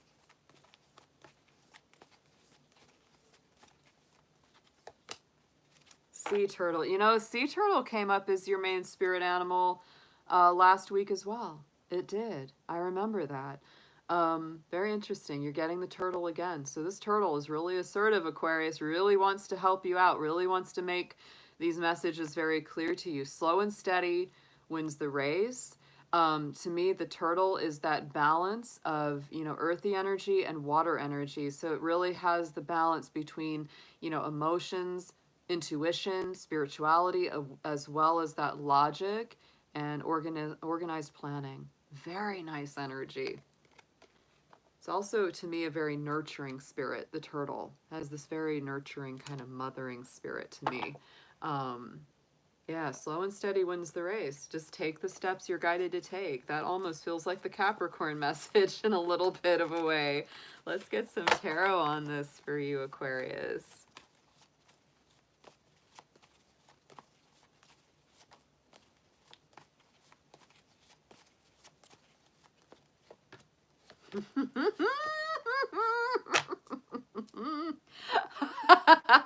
I like this so much. This is great. Okay. Starting out with the sloth spirit, 4 of Swords. So, quiet reflection and waiting till the time is right. Really paying attention to the good timing, right? Don't rush it too fast. Don't take it too slow. Take it just right. 4 of Swords is all about taking out a good personal time out, getting into that meditative space, especially if you're feeling kind of overwhelmed, if you've been kind of fighting a hard battle, either within yourself or with someone else or at your job, it's time to take a break and just, take the armor off, sit yourself down, Aquarius, and either take that good nap, do some meditation, listen to some sound therapy files to help kind of just clear and calm your mind. Very important for you. Aquarius is an air sign and they can overthink like no tomorrow. So it's good for you to rest your mind, because when you do that, look what comes out. Our hawk spirit, Ace of Swords. It's a very, very powerful card for you, Aquarius, for any air sign, but I feel like especially for you because you're the oldest air sign. This to me is the hand of spirit coming in with mental clarity, insight, vision, finally feeling the confusion that you've been under, clearing away for you. Beautiful. I really love this card because it also feels like a lot of victory. It's a victory, it's success. Feeling like you finally have a good, clear understanding of what's coming through. In our last card, we have the Manta Ray Spirit, the Temperance card. This is the same as Sagittarius energy, and it is very powerfully about balancing. Like we said with that turtle, it's the balance of earth and water. And it is the same with the Temperance card. It's a balance of earth and water as well. Because if you look at the traditional Temperance deck, that angel has 1 foot in the water of emotion and intuition and 1 foot on the solid, grounded balance of the earth. I would also say about this, Aquarius, your last reading that we did for you for the moon was the balance. Like I called it keep the head and heart in balance, right? To me, it's just something's coming up that's very vital for you these days. That's really calling you to use both, right? Because if you overthink it too much and use too much of the mind, that's no good, because then it just turns into unnecessary worries, fears, or doubts. But if you're only working with the intuitive or the emotions, then that doesn't work either, because you don't have any practical way to complete your dreams or to go forward. So when you balance those two together, they come through very strongly. It's so important right now for you, Aquarius. Ooh, and on the bottom, our kitty cat's back. Our cat spirit's been in these reads a lot tonight, and he's coming up in here for you too, Aquarius. Page of Swords. New ways of seeing things, fresh new messages, and good communication coming through. Pages are messengers, so there's probably more communication on the way this week. I would say definitely be open to that, be open to communication, but don't listen to idle gossip. Don't listen to fearmongers or people that are just trying to unnecessarily worry you or stir up trouble in your life. To me, that's like, don't believe everything you read on the internet. Don't listen to your gossipy friend or family member that, they'll just say things just to make you worried for no reason, right? That's coming in there. Stay open to good communication and tune out the negatives. Let's get an affirmation on this, please.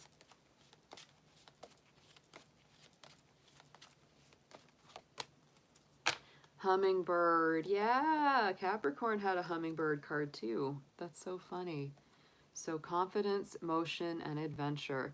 You're being guided to be grateful of the relationships within your life, including the one you have with yourself.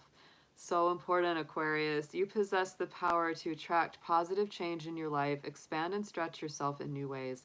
Love yourself unconditionally, and the world will do the same.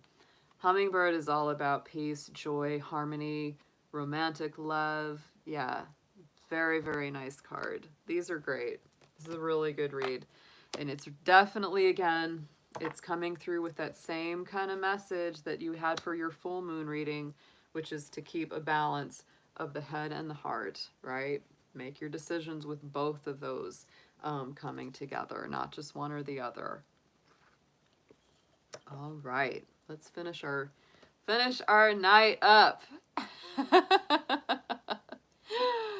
Pisces, let's see what's going on for our fabulous fishy folks. Hope you guys are doing great, my little baby sharks out there. Hope you are having a wonderful evening, my little Pisceans. Let's get into your spirit animal reading for the week. Dear spirit animals, guardians, guides, and friends, please show us what you have for our beautiful Pisces. What's going on for them for this week ahead? Show us anything they need for their highest good. And please, let's start out with one main spirit animal guardian that will be helping them the most this week. Please show us Pisces.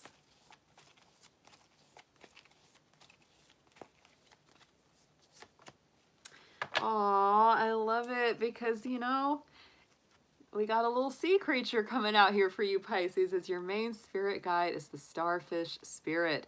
Be open to infinite possibility. Aw, so don't limit yourself this week, Pisces. If you've been feeling kind of hopeless about anything, if you have felt like, oh, there's no way XYZ can work out, there's no way things will get better or improve, don't be down. Don't get down, Pisces. This is saying be open to all possibilities. And this is really beautiful because we have that 5-pointed star as well, and that is a symbol of protection, and it's a symbol of integration with all the elements of the earth. Let's get into a tarot message for you this week, Pisces. See what we have for you guys.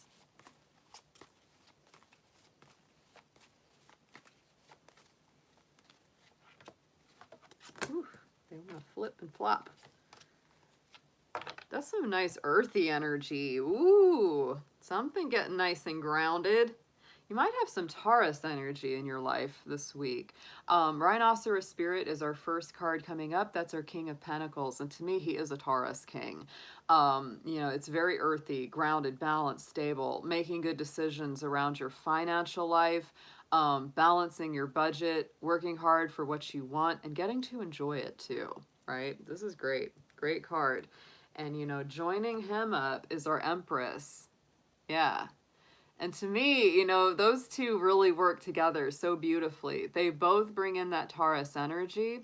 The Empress is also ruled by Libra. So Libra and Taurus, very strong in this reading already. And there she is, our beautiful cow spirit. So to me, it's nurturing, balanced, generous, abundant. Pisces, a lot of you are very creative people, very creative and talented that way. And so for those of you that have a business based on your talent and your creative ability, this could be a week where that really flourishes very, very strongly. Beautiful. And even just in general, like if you just have a regular old job, you know, this could just be a week where it feels so much more fulfilling, so much more contentment around that. But absolutely, this is a week of manifestation, abundance, and creating what you need, and also getting to enjoy it. For any of my Pisces, like I said, that may have been, you know, experiencing financial worries or doubts, this could really be saying that a lot of that's going to start to feel a lot better this week. You know, you may be making a very strong plan to go in a better direction financially. Then we also have our little Page of Wands here, our little raccoon spirit. And so I feel like this is a very childlike, very playful, joyful card. So I feel like, you know, there's something going on, guys, with these, with this, grounded energy, this earthy financial energy, things going on with your work or your financial plans, and it's very positive and it makes you feel so much lighter. It brings more enthusiasm and happiness back into your life, because I feel, and I know there's a lot of my Pisces, they've been feeling the heaviness of that. They really have. And so I feel like this is just, be open to the forms that this manifestation can take, because wow, you guys could be feeling a lot better by the week's end. And look what's on the bottom here of the deck is the Pig Spirit. 10 of Pentacles. Can't get a whole lot better for financial stability, groundedness, and just getting a better handle on things all around. 10 of Pentacles, true wealth, avoiding risk, tapping into your family connections, feeling very strong, very grounded. Such a good week for you, Pisces. I love it. I love to see it, because I know y'all been going through it. I know, but this is so positive. So let's get into an affirmation card, please, for Pisces.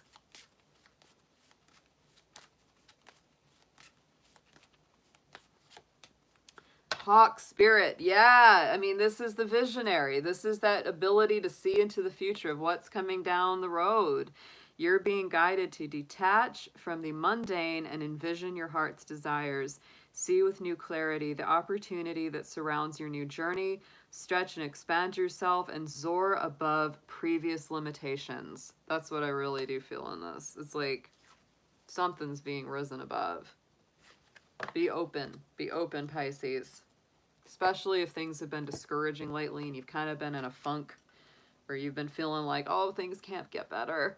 Nah, be open to seeing all potentials. Yeah, that was beautiful. I really enjoyed that one. That was a great read for Pisces. All right, guys. So I'm just going to check in real quick and see who's on the list. Yeah, Capricorns. They're coming for us. They're coming for us, I tell you.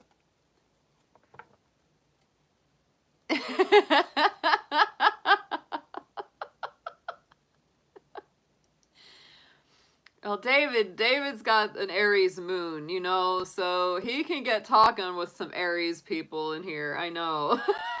Don't poke the dragon, Aries is the dragon fire sign. It really is. Because the dragon in Chinese astrology is the Western equivalent of Aries. So even though I don't have any, well, I do have my South Node in Aries, but I don't, oh, did you? You took a keto? Oh, that's so cool, Silver Star. So did I. I did a keto for a number of years. Oh my goodness. I have swords and I know how to use them. Yeah, David, you are like super Capricorn. You are so Capricorn. Oh my goodness. You've got like, I think 5 planets in Capricorn. You and I both have Aquarius rising. That's why we're weird. Aquarius risings, we're weird. We let it show. We wear our weird on our sleeve. We're like, yeah. I know. I got 4 planets in Capricorn. That's wild, right? Yeah.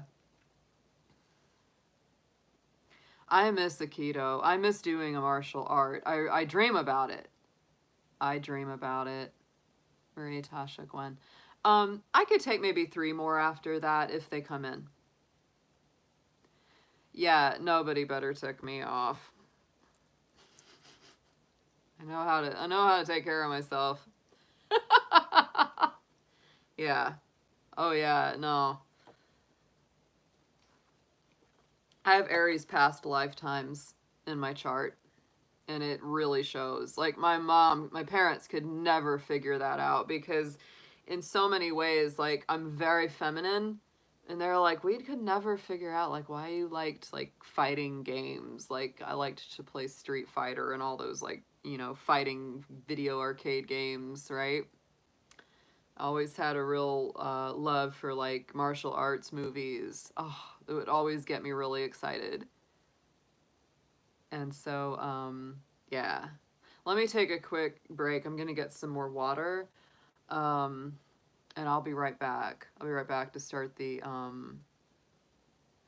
yeah, that's a thing too, Gwen, and that's actually the reason that I took a break from Aikido, because it was really starting to get tweaky on my wrist, because Aikido is very wrist intensive. There's a lot of wrist reversals and arm throws, and it was really aggravating my wrist. And I'm fine now, like, but it was getting to be a bit of a repetitive stress pain, and I was like, yeah, it's not good, you know. So I had to take a break from it, and I would really like to either get back into that or find another art that isn't quite as wrist intensive. Um, that can be tough. It can sometimes be tough because, you know, certain practices, they're so repetitive on certain parts of the body that you have to be careful about it not turning into like a repetitive stress injury. Yeah, Bruce Lee. Bruce Lee, oh my gosh, he was a dragon. He was literally born in the year of the dragon, and he was a Sagittarius too. Pretty unstoppable little force, little fireball, Sagittarius dragon. Yes, I will.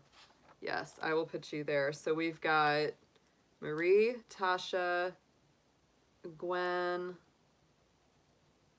and Silver Star.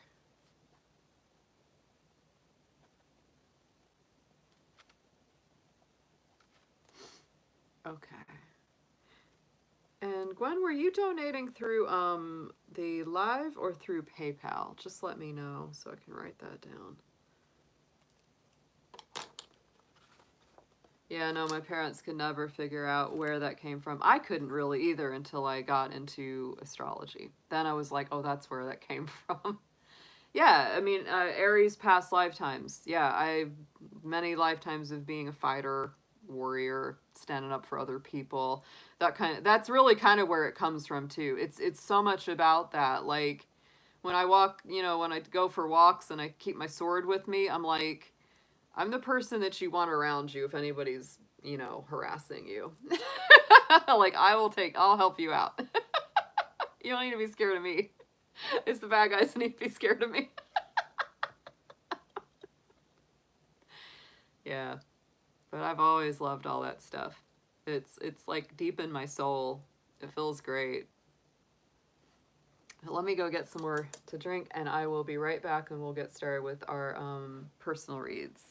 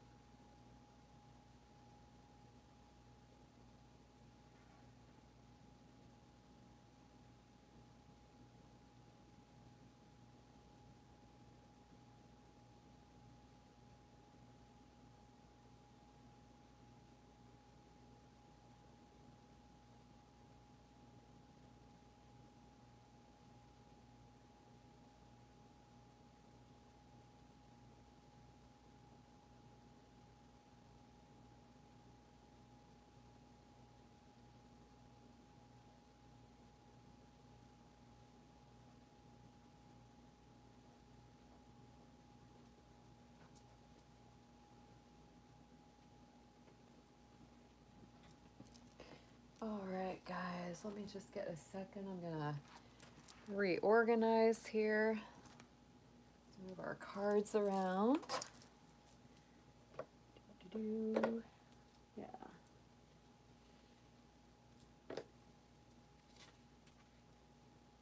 Yeah, let's see what we got.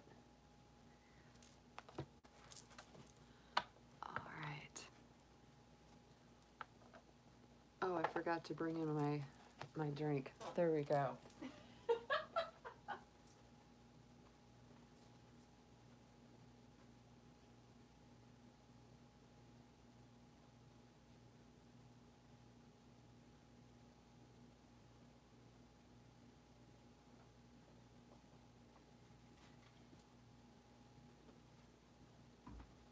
I actually grabbed a ginger ale. My stomach has been off and on this week.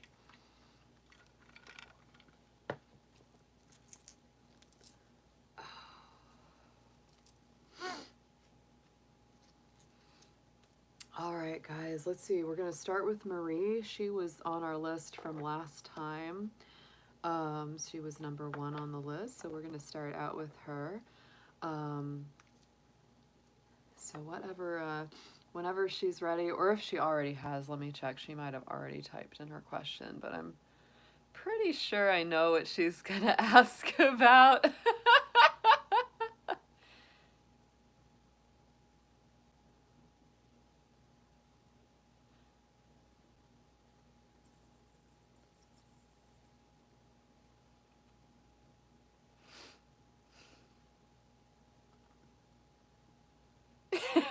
David, you're funny.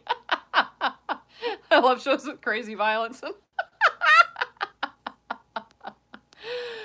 Oh my goodness.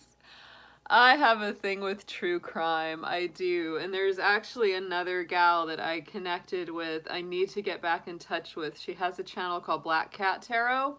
And she also has a real interest in true crime and criminal psychology. And so we're going to collaborate on doing like some astrology and tarot and stuff around those kind of subjects at some point in the future, because we both have an interest in it. That's where my Scorpio midheaven really asserts itself. I really get into the psychological aspects of, you know, either true crimes or different investigations or mysteries or things like that. Yeah. I'll check it out, David. Yeah, I'm always looking for something to watch while I'm having dinner. Or just getting some work done. Yeah, no, I'll definitely check it out. It's good to have recommendations.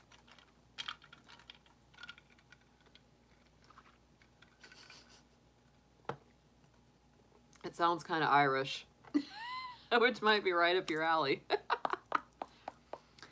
All right, so Marie Henson, whenever you are ready. Gwen, I have the way that I can process heavy subjects is different. A lot of people can't, and I get that. Like, a lot of people can't handle hearing that stuff. Like, I honestly, like, if I wasn't doing something like this, I've said that before. Like, I could definitely either be a psychologist, you know, working either in criminal psychology, forensic psychology. I could do it, because something about those heavier things, it just doesn't wreck me in that way. No. It's like I said, I swear, it's the Scorpio midheaven. You know, that's that point in your astrology chart, you know, that's on that career point. And yeah, Scorpio energy, we can absolutely handle those heavier aspects of human nature. We can put it into a more psychological, clinical lens and see it that way, right? Even if it's very intense. And it doesn't give me nightmares or anything. You know, some people, like, they really can't hear that stuff, or it's like they'll dream about it later. That doesn't really happen to me, thankfully. But yeah, I think that's a big part of my makeup is that psychological understanding, wanting to understand human nature, right? That's so. Okay, Marie, sure, I can bump you to next week. No problem at all. No problem. You're always welcome to do that. Yeah, that same thing happens to my mom, Gwen.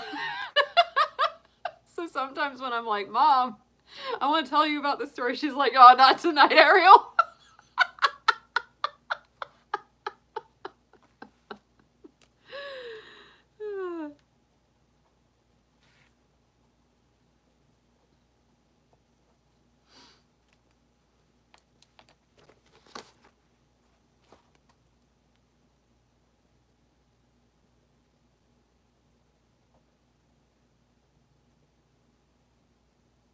Let's see. I'm just looking for your message, Marie. A little vinegar helps. Yeah, I love vinegar.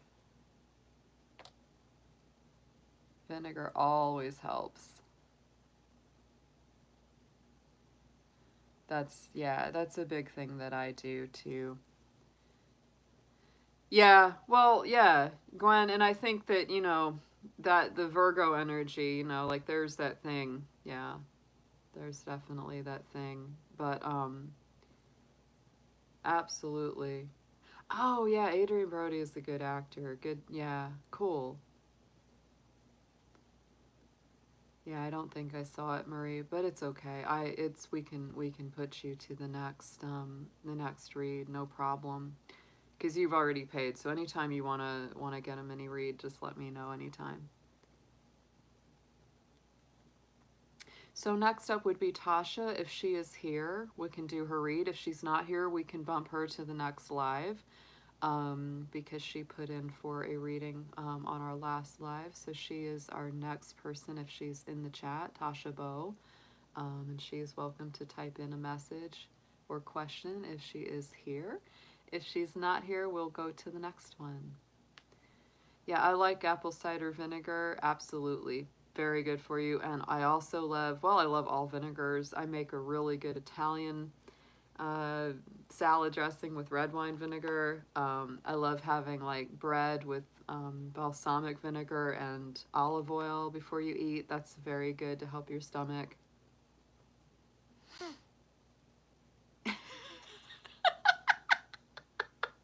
I'll definitely check it out. Oh my gosh, that's so great, Marie. Boy, he's really, really feeding you. Oh my gosh. Oh yeah, now that's a big thing in Baltimore. That's a big thing in Baltimore, David, is the malt vinegar with the seafood. Yeah. Putting that on like French fries, on fish, on any of it. Yeah.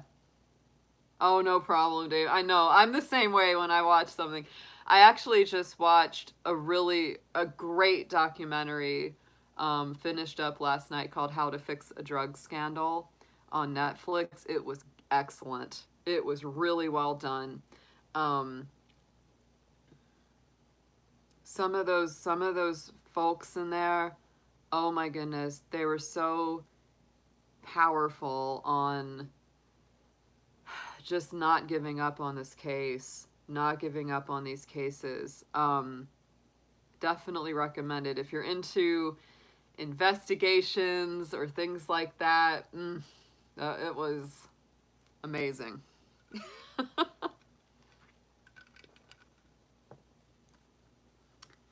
And there was justice in the end. There was justice in the end. um Okay, yeah. I'll any recommendations? I'll check them out, David. Yeah, Pooja. So I think Tasha's not here because she would have said so if she was here. So, yeah, I'll put her to the next whenever she's here again. No problem. Oh, nice. Interesting. Yeah, that kind of thing is interesting too, David. That old history. Oh yeah. It's it's for real too.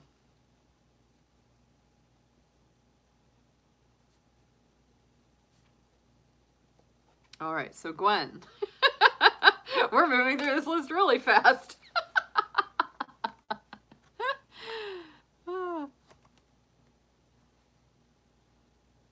Oh, that's interesting, David. Yeah. interesting to see like stories about people that are born the same day as us. Yeah, I'm the same. Anything with what are my folks? Edgar Allan Poe, Dolly Parton, and Janis Joplin are all born on the same day as my birthday. Yeah. So anything to do with them, I've probably watched it. Yeah, Muhammad Ali. I think wasn't Joe Frazier also on your day? There's some real famous boxers born on January 17th. Yeah.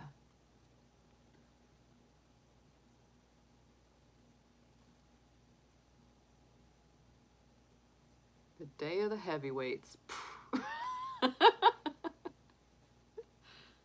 That's fascinating. Yeah, so Gwen, whatever question you want to type in, honey, we're ready for you. Yeah, I love finding out about people born on my day. I got a lot. There was a lot born on January 19. Mm-hmm. You are getting love offerings, Marie. So food love offerings. The very tasty ones.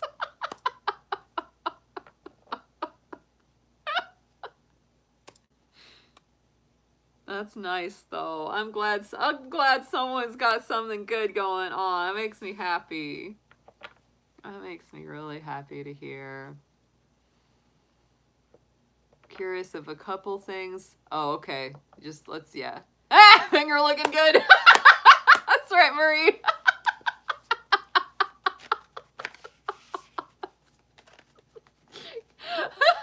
We gotta keep it PG rated here, Marie.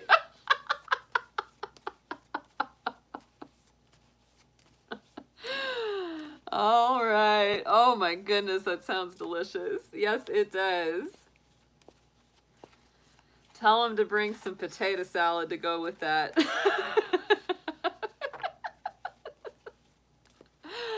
All right, Gwen. Let's see what we've got for our beautiful Virgo lady here in the chat. Aw.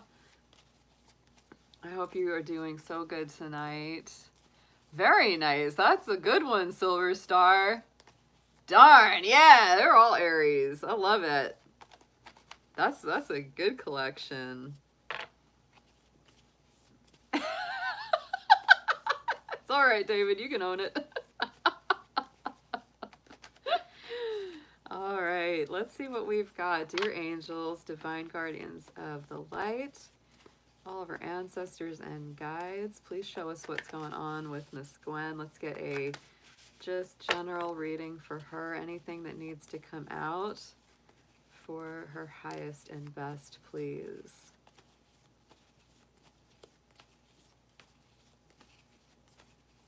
I do have your chart already done, Gwen, too.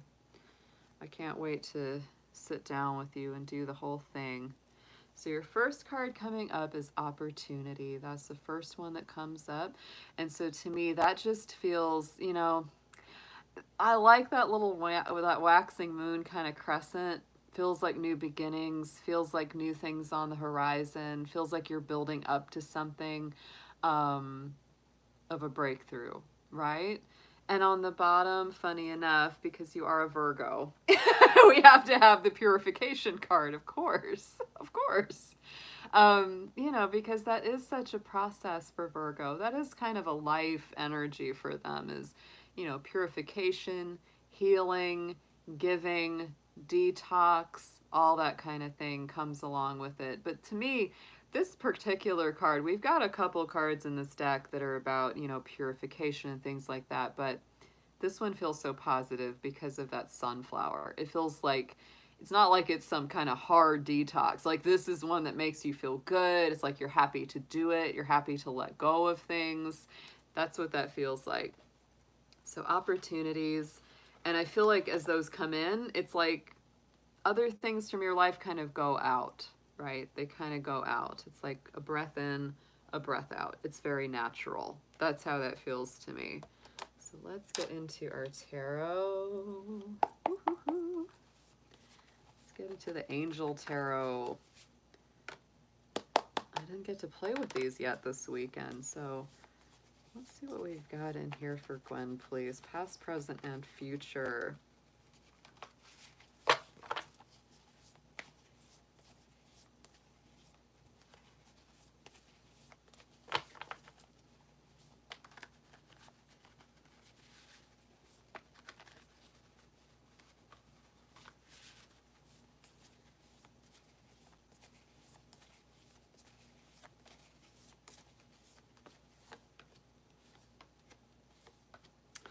Wow, these are such good cards. These are really great. And I do feel them. Like, I really feel these. They're strong. They're really strong and good Virgo cards, too. Right in the immediate past is the Seven of Pentacles. So I feel like you've already been in a place of being patient, steadfast, persevering, planting the seeds, cultivating them. You've really been working hard. Like, this is something that, you know, has that energy of determination. Not that you probably haven't had your worries, your fears, your doubts, your anxieties, because that can come in around this card too. But overall, this is like, you know, really planning for the future, really planning for a good return on the work that you're doing. Being very vigilant, you know, one day at a time. Like I said, it's, you know, weeding that garden. It's making sure that the crops are getting what they need. And you know, the crops are whatever they need, right? You know, whatever it is, whether it's your job, your relationships, anything that you're doing, any projects that you cultivate or people that you take care of, all of that. Those are your flowers. I have a funny story about something growing in my garden outside.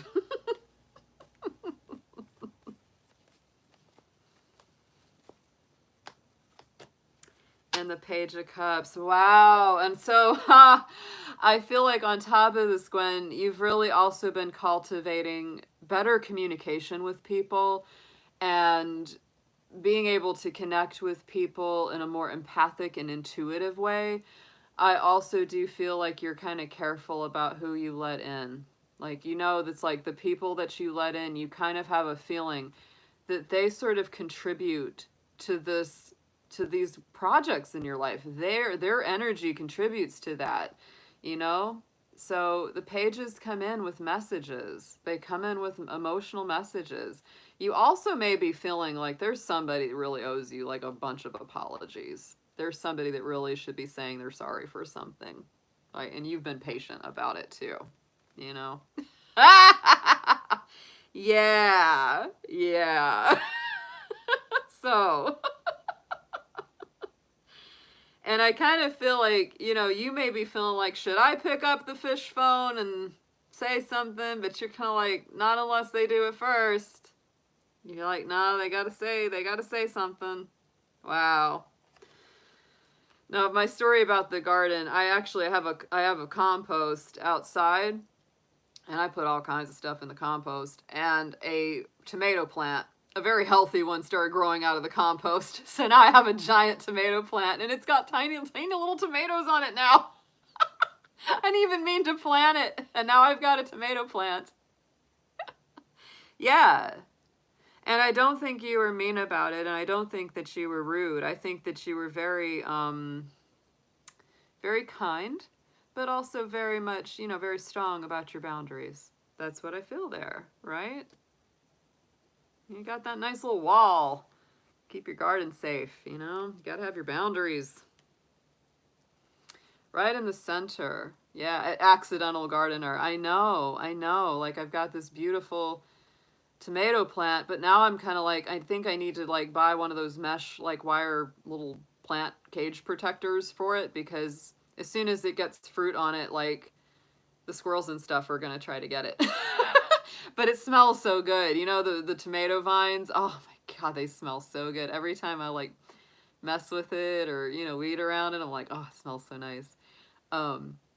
So right in the center, Gwen, in the present energy is the Hangman card, the awakening, right? To me, this is that feeling of limbo. It's like one cycle isn't completely done yet, and the next one hasn't completely started, right? And that's why this can be a tough card, because it is that feeling of kind of that spiritual trial by fire, going through a bit of a challenge, it's for a good reason, but it's not the most comfortable while you're going through it. It's a Neptune ruled card, so it brings in that Pisces influence, and it really does deal with sacrifice of some kind, whether it's someone, something, some old, energy that you've got to let go of, could get into that purification, right? On the card, it says a temporary pause for reflection and insight, an awakening where you see things in a whole new way, whole new perspective. Embrace your own uniqueness and charitable actions. Let's see what you say. Anything on what that person may do. He's doing shadow work very deep. I do know that. Okay, we'll see what comes up in the future. Let's clarify the Hanged Man card here.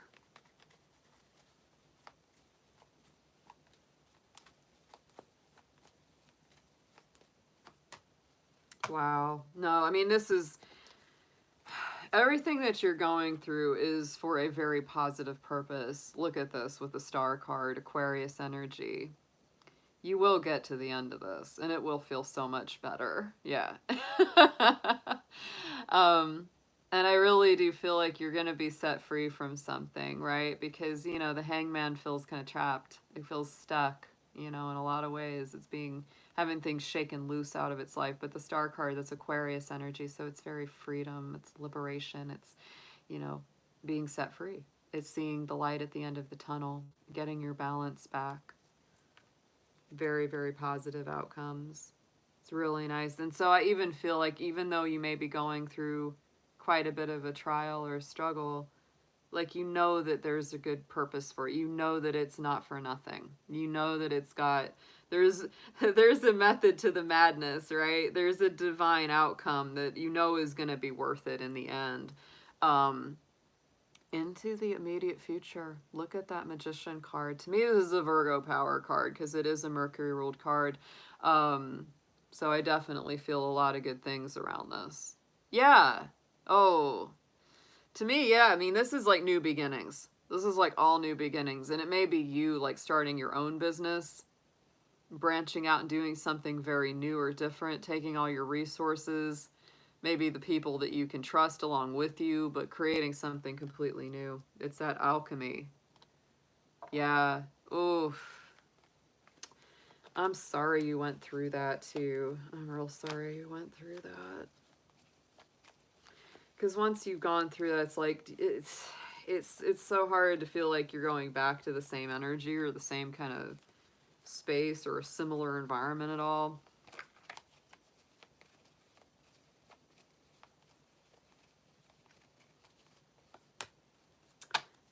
These are beautiful cards. Gwen, oh my gosh, going into the future, look at that. Those are the first two cards from the Major Arcana, the Fool and the Magician. Feels like fresh new beginnings, feels like all new beginnings, and it really does. It's like it takes that leap of faith. There's that Fool card. It's like really trusting in the divine process, and trusting in yourself, right? Just having just good old-fashioned belief in your own abilities. Whoa. Yeah. Whew.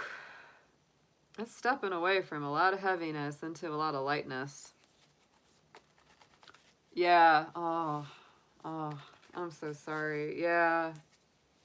It's so tough when that happens too. I think, yeah. Wow. Let's see what we've got in the suggested approach around this, and then we'll pull a few cards just for the question about this guy too. I think these are more for you right now.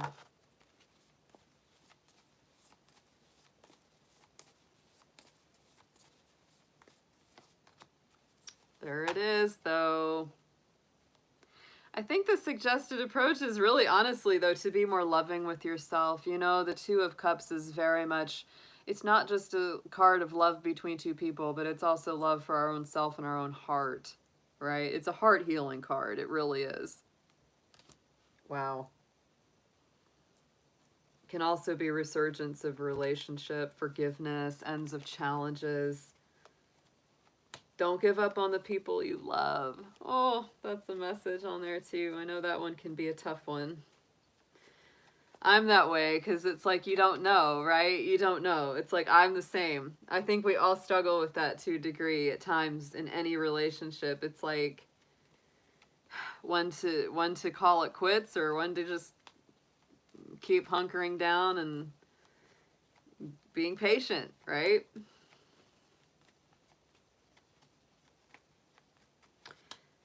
Yeah, there feels like there's a lot of, right now, it's like the suggested approach, especially around like relationship. It's really to stay balanced, right? It's not to go to either extreme with the temperance on this, you know. And it's interesting, we got 2 cups in this card, 2 cups in her hands, right? To me, it's not just staying balanced within a relationship with someone else, but also staying balanced in your relationship with yourself. It actually reminds me just a little bit of our Aquarius readings from the last 2 lives, because it's that head and heart balance, right? The intuition and the logic coming together. Temperance card is also, to me, it's just, you know, that word, actually it comes from the old process, or really not, maybe not old, but it's a long old used process of tempering metals, which is to introduce impurities into a metal to make it stronger and more flexible and resilient. It's called tempering steel, or tempering the metal, right? And to me, that's what it has to do with. It's like whatever process you're going through is making you stronger, more resilient, more durable, more long lasting. Yeah.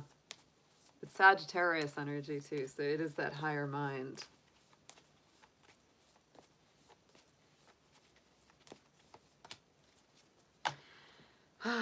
This is the hard one. But not so, I mean, it isn't. The 3 of Wands, you know, because this is like relax and let your ships come to you. Relax and let what's meant to you come to you. Don't have to chase it down too hard, right? That's that classic card of like, you've done so much work, you've put in so much effort, and now it's time. Like, if it's meant to come back to you, it'll come back to you.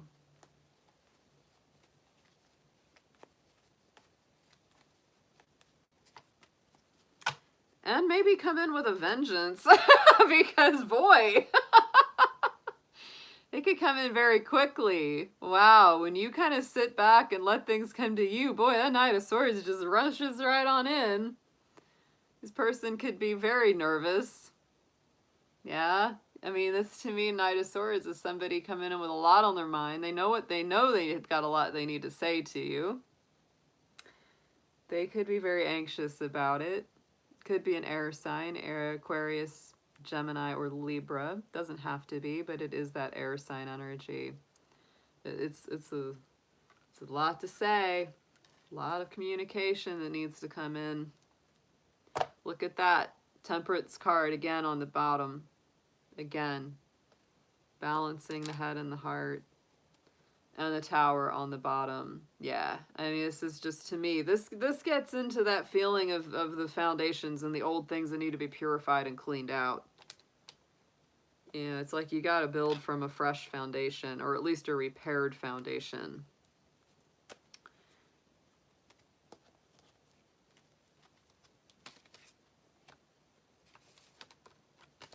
So let me ask just a quick, let me throw some cards real quick for the relationship stuff for you. And see what comes up around that. Because I know that's been a thing. I know. Relationships have been so weird lately. They just have, guys. So many folks are going through so much stuff. For, you know, a variety of reasons. But the result is kind of a similar energy where it's like things feel on hold, right? Things feel on hold. That's what a lot of people are feeling. A lot of things have been just kind of stuck feeling for a while.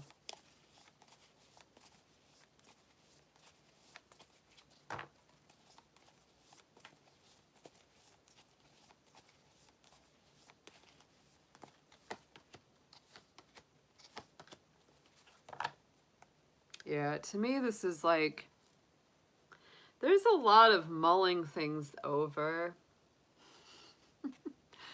King of Swords in the immediate past. So to me, you could be dealing with somebody that just procrastinates a lot, overthinks, worries too much. they can sometimes plan to the point of inactivity. You know, it's like the positive side of the King of Swords is that they're very decisive, they get things done, right? They make a very clear strategy and they put it into motion. But the negative side of it is they just sit around and they worry and they procrastinate, they overanalyze, they overthink.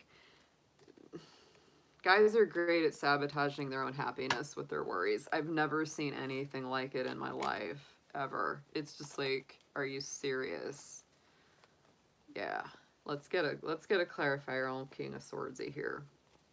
Is this guy an air sign, or does he have some air sign energy? Because he's coming through with a lot of air in these reads.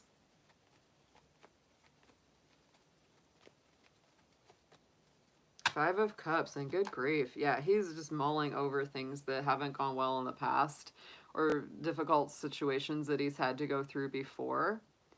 Yeah. Uh-huh. Oh, my word. Yeah. Oh, Gwen. Yeah. I can't with that. It's just, oh my God, it's so frustrating. I always say that. It's like, you know, worrying about what's going to happen in the future just robs you of your happiness, like, right now. Like, you could worry about every little thing that could go wrong and none of it could happen. You know? The bad stuff that usually happens in life is stuff that you never could have predicted in the first darn place. So just, but yeah, I mean, this is mulling and brooding over stuff that, you know, needs to be let go of. Not that it's not stuff that needs to be processed. It's legitimate, right? It's legitimate upsets and things that have happened. But after a while, you've got to be willing to move through it, to mourn it, grieve it, process it, put it to the side, because there's Two of Cups over here. That's your happiness right there. It's like not all is lost. It's so much to do with what you focus on.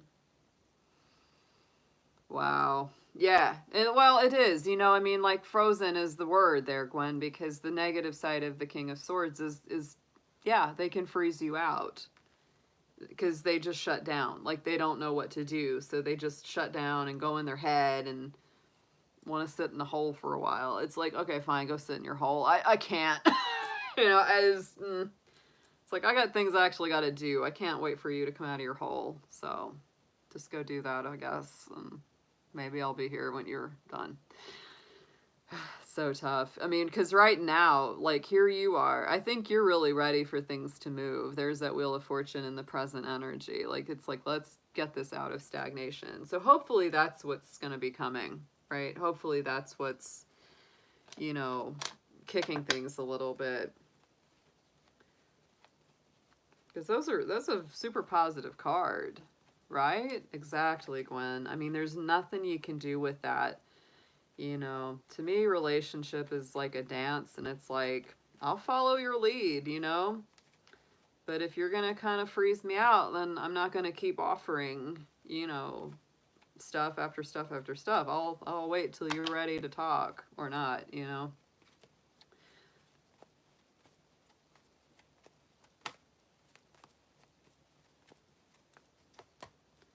King of Cups. Yeah, it's just making good emotional decisions. And to me, this is like, you know, the opposite of the King of Swords, right? King of Cups is definitely in their emotions.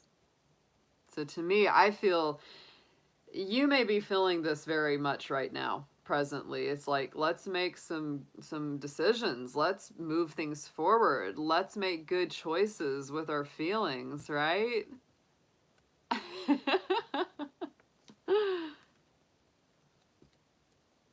Because the King of Cups is very in touch with their feelings. And the Wheel of Fortune is all about moving out of that stagnant energy. Going into the future, we do have the Moon. So, you know, there may be some confusion on the horizon still. It's very emotional. Yeah, I mean, it's Pisces power. And it can be a little hard, you know? Take care, David. Oh, thanks for being with us tonight, hun. Have a good night. There's a little bit of that Pisces vibe around this in your other read too, because it was, you know, that little Page of Cups.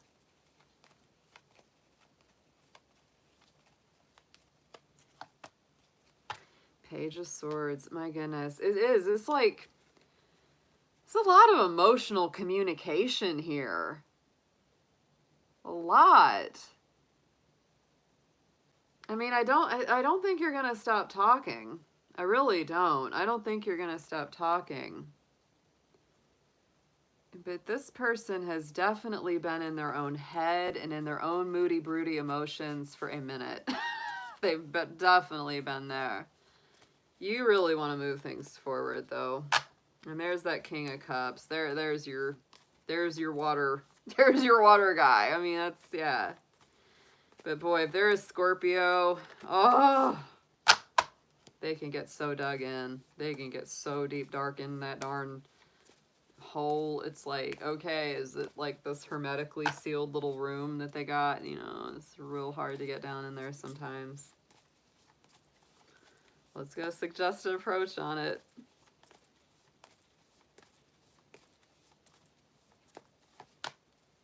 You're gonna have to be strong, babe. It's gonna take some courage and strength. You already know that. Yeah. Yeah. No, you're gonna have to be pretty strong with this. And I think you have it. I think you have that ability. You do have that personal power. You do have that strength.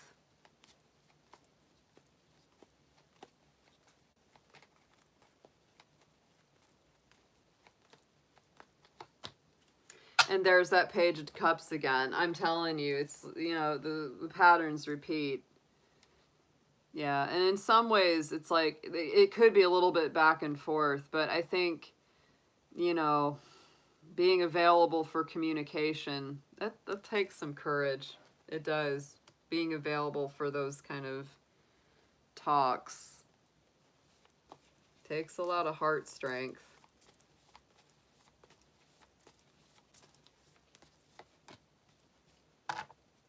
I think, you know, not that I think you're going to leave it behind necessarily, but I think in some ways you will if he's not willing to go with you. That's what I feel. If he's not willing to kind of come out of this stagnant place and move things forward in some way, I think part of you is going to move on a little bit. Like you may feel even more detached. Let's get a clarifier, but the feeling that I have is like, if you want to come with me, hop on, let's go. But if you don't want to come with me, I got places to go and things to do. I can't, as much as I care, I can't just sit here, you know, waiting around all day. Because this Saggy energy is like, I got run. Yeah, you want some closure. You want something to come full circle. I think it will. I really do. I don't think that you're going to be stuck in this forever, because the World card is all about powerful conclusions and doors opening, like old doors closing, new doors opening. Yeah. Yeah. No, I do. I feel like this, yeah, I mean, look at the bottom. Definitely about love, decisions, communication, talking to each other, because that's a Gemini card. It has so much to do with communication. And Star is coming up again. I mean, overall, I feel like this is really positive. And I feel like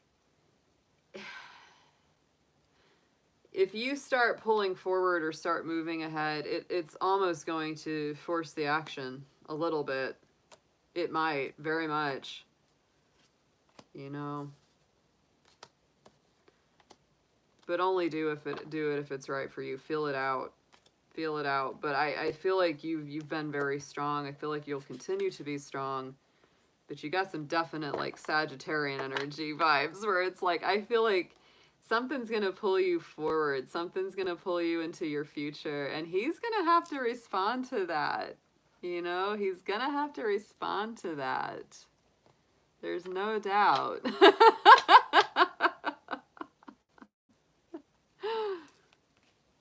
The communication has got to happen.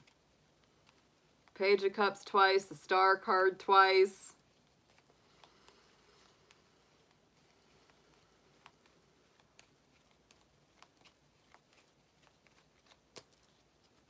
Aww.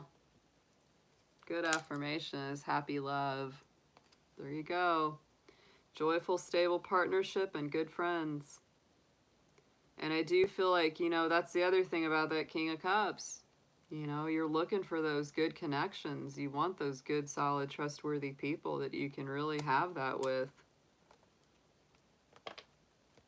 You know, Virgos are picky. They're picky. If a Virgo picked you, that's for a reason. It's not random. They don't like just anyone, that's for sure.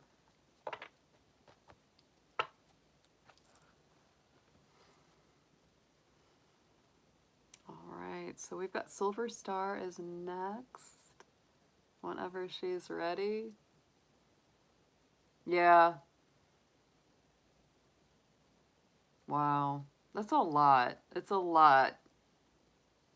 I can tell. I can tell just from those cards that it's a lot. But he's kind of been in the ice locker for a while.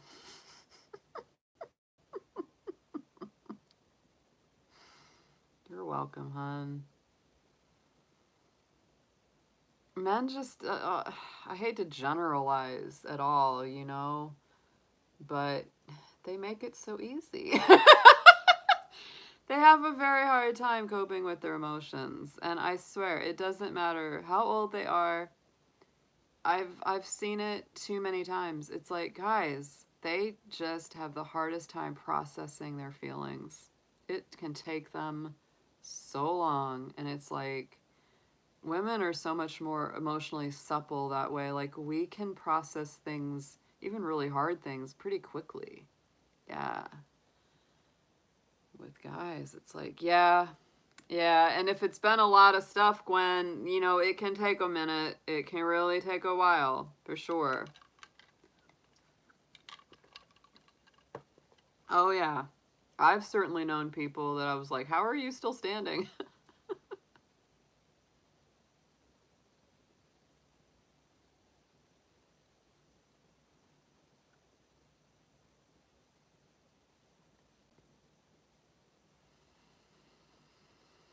It's tough to stand back and let people have their process too. That's always a super challenge. Like, you know. Yeah. Yeah.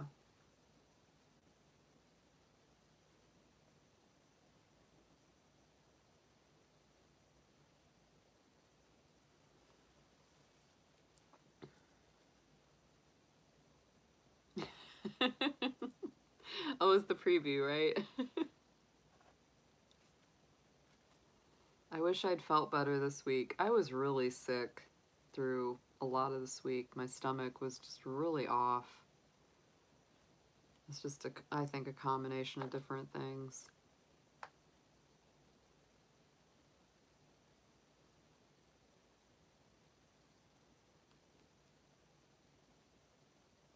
Aww.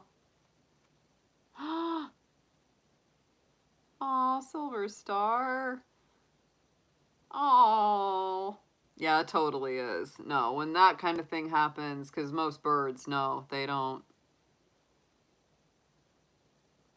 No, Tasha, I'll do your reading after I finish Silver Stars. Aww. Let's pull some, let's see, what's that? The spirit messages. Let's pull a few of those. Let me grab those cards for you.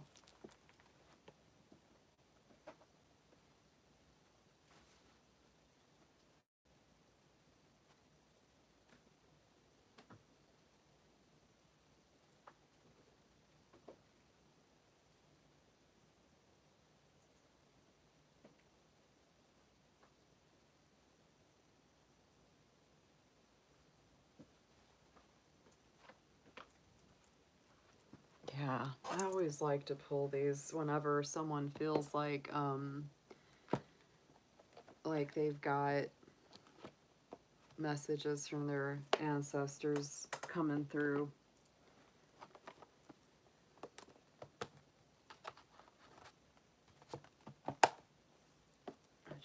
always feels right to do it that way. Let's see what we've got. Oh, that's really, wow, like wow, you've had a real experience here.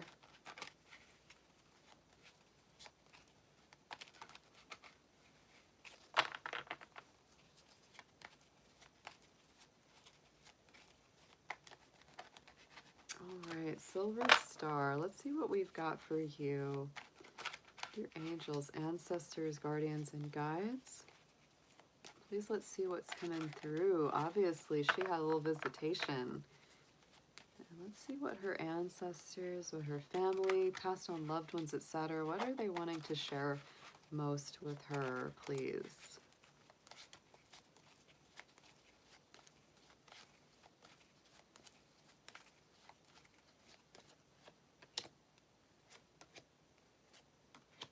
Wow.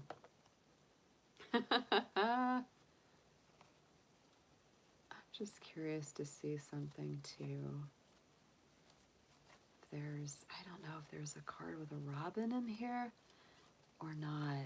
There might be. I feel like I have something that, maybe a deck that has robins in it. I know I have a bird messenger that might have that in there actually. It's interesting because my dad loved robins too. Like he loved those birds.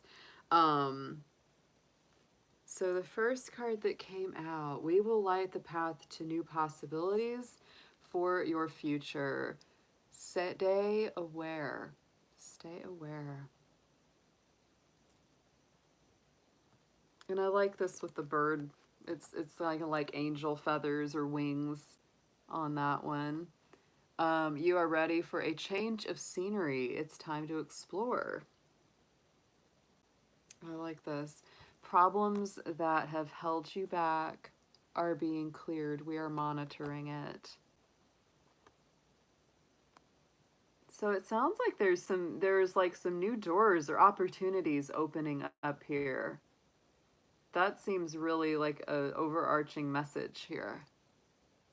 Yeah, change of scenery, lighting the path to new possibilities for the future. Things that have held you back are being cleared. That's all coming through. Very interesting. And on the bottom of the deck, we had spread your wings and fly. We are proud of you. Interesting about the message of the wings, right? Spread your wings and fly. I mean, that to me. Let me get my bird deck. I'm like, oh, I got the birds now. Yeah, I'm the same. I am so much the same. I'm crazy about my birds. You know me. Ever since I was a kid, I've been crazy about birds. My mom said that, she said when I was super, super young, younger than I can remember, she said the first time I saw a bird, she said it was like something just, she said it's like a light turned on in your eyes. It was like, oh, that's it. Oh, I have a couple of bird decks, actually. I have several. Oh, let's get an angel. I'm gonna see what your guardian angel is coming through. What's the big message that they're bringing in for you right now? What's the main thing that they're working on for you, please? Let's see what we've got.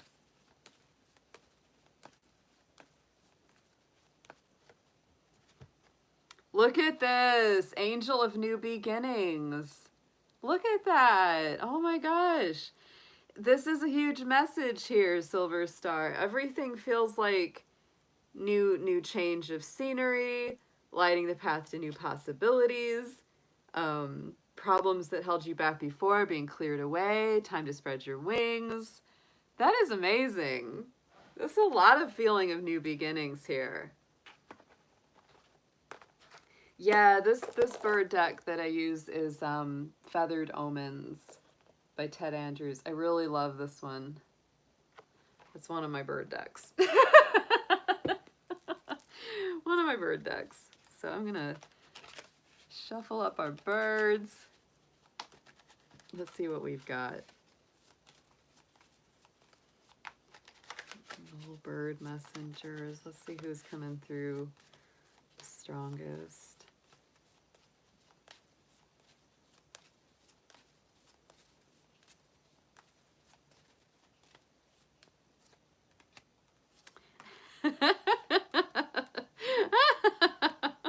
That's gonna make you laugh, okay? The cuckoo came out first. Makes me think of a cuckoo clock, but look at what it says. New fate and path direction. Look at that. It's all about a new direction, new paths opening up. It's just, and to me, I can't help it because of the cuckoo clock. It reminds me of the divine timing, right? Can't help it. When the bird pops out, cuckoo, cuckoo. In the center, we've got our hummingbird, of course, right? Hummingbird is dreams and new joy within reach. Dreams and new joy within reach. So it just feels like a real, like, I mean, the message is just clear, clear, clear. And then we have preening. Tend to your own needs. Taking good care of yourself. I just feel like these kind of cards feel like a move, a new career path, some kind of big new opportunity. On the bottom of the deck, we had the dove, which is, of course, a peaceful energy, but also it says new cycles of opportunities. I just, literally everything coming through here is like new energy, new paths. We're clearing things up. Here's your Robin card. Look at the Robin card there. I just had to pull that out of the deck. New spring is upon you. All right. And that's true. You know, robins, what I always observe about them is they're the first to wake up and they're also the last to go to sleep. I always notice that. They're always up super early and they're usually the last bird to turn in. Like they are just up, up, up. And they are a big harbinger of the springtime. Big time. Oh, they are. A couple of years back, I had a robin nest in a bush outside of my bedroom, and oh man, I got great pictures. Those perfect little blue eggs. Ah, they're just so sweet, so sweet. Absolutely love them. Angel of New Beginnings. I mean, this is just big doors opening up for you. I don't know what more I can say about this one. I mean, they really are like, to me, that's getting your attention in a major way.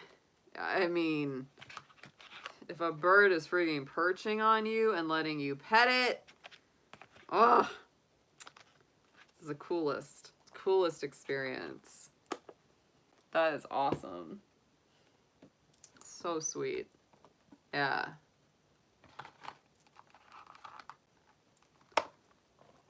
That might be my dad saying hello to you too, because he loved robins. I would certainly associate that a little bit with him.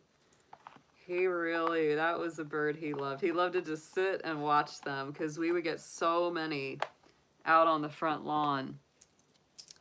I'll pull just a few tarot cards for you too.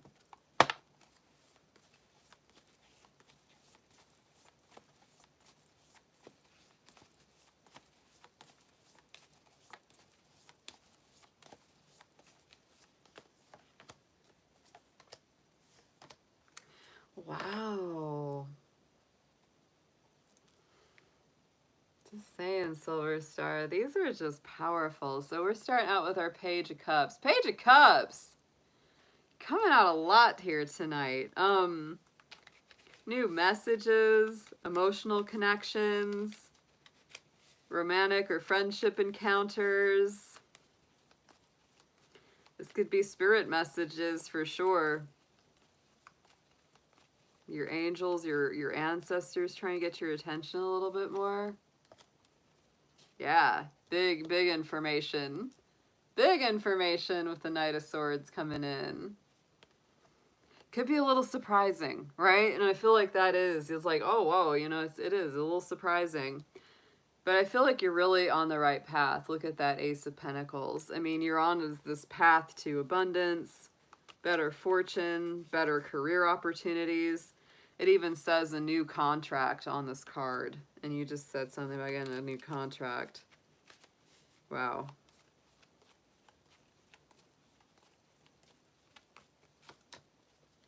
And the Knight of Cups, another knight. I feel like there's a lot of movement forward when you have knights coming up into your read.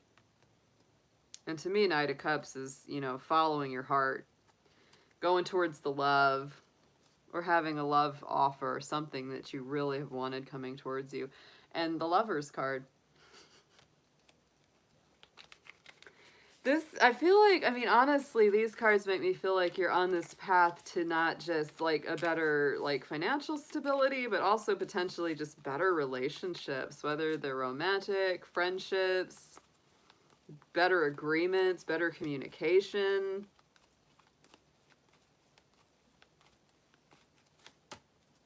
Yeah, I mean, this just feels like happiness in love and in money. The Nine of Pentacles. These cards just couldn't get nicer.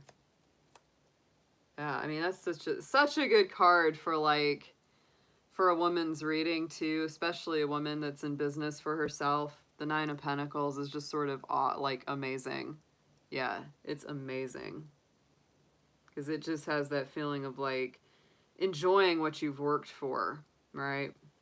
It's one of those cards like the King of Pentacles. It's not just getting, you know, what you worked for, but getting to enjoy it too. Getting to actually enjoy it. Because what good is having it if you don't get to enjoy it at all? Big lesson for Capricorns. Many times we forget to actually, like, enjoy the efforts of our work because we're so busy working. Great reading though. My goodness. Your spirit guides are like, they know how to get your attention. They're definitely bringing in messages of new beginnings, path being cleared. They're helping out a lot with that too. They really are. That's a nice read.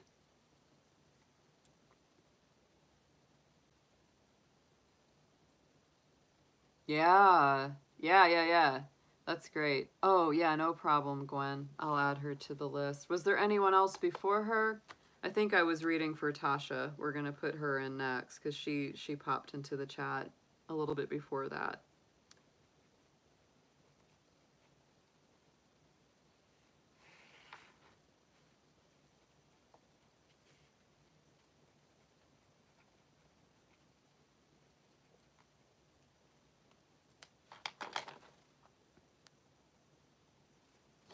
Yeah, no problem. I've got May Tet is going to be after Tasha.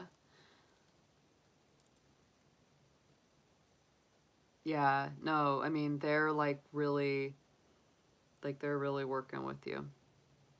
When you get such consistent messages coming across the board, it's like, okay. Yeah, yeah. Oh, that's so funny. That's really cool. Yeah, Tasha, whenever you're ready to type in your message or question, just let me know.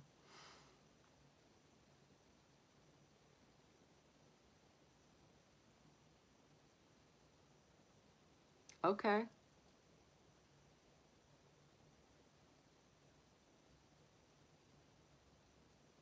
So let's just see what's coming up around that.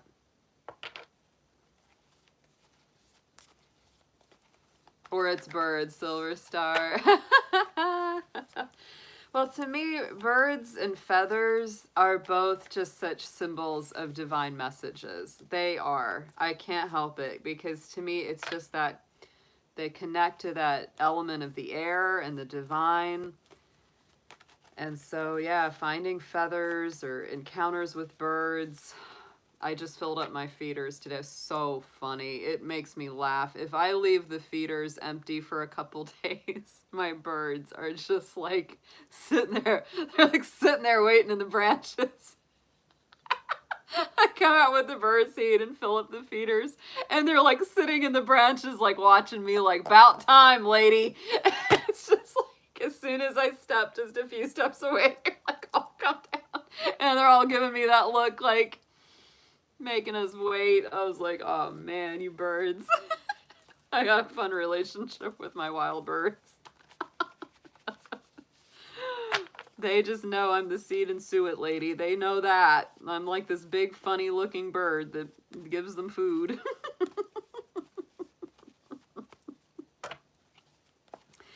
All right, Tasha. Well, good to hear that you've got this going on tomorrow. So let's see what we have got in the cards for you. Let's see what we can bring on out. So let's ask your angels, your guardians, your guides, your ancestors to show us anything that you need to know in advance or around this.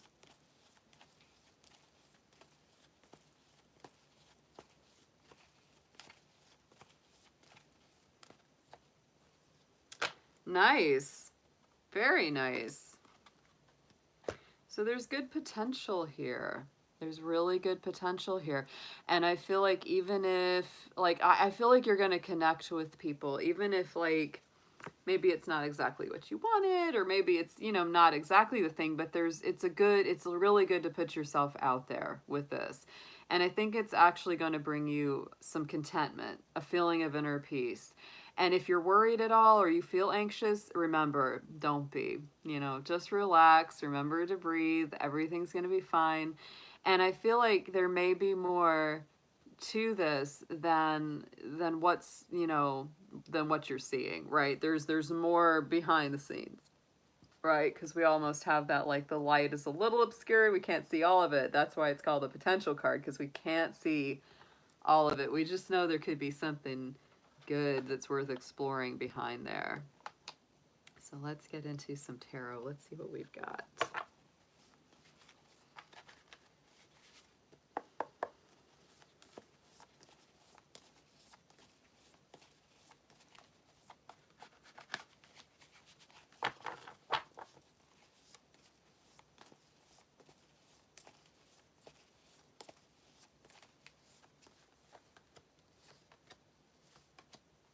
This feels great. This feels great. Wow. I gotta say, I like these cards. Immediate past is this Ace of Wands. So I really do. I feel like you've really had a fire lit under you. Like, you've been working hard at this. I know you have. I know you've been really overcoming a lot of inertia, a lot of emotions back and forth and mood swings. I know, you know, but this Ace of Wands to me is like, it's so empowering. It's, you know, kind of a gift from spirit of just kind of giving you that encouragement and revitalization. So I feel like you've been very courageous. You've been you've been keeping your optimism and keeping your chin up in spite of, you know, difficulties and challenges, which is really great to see.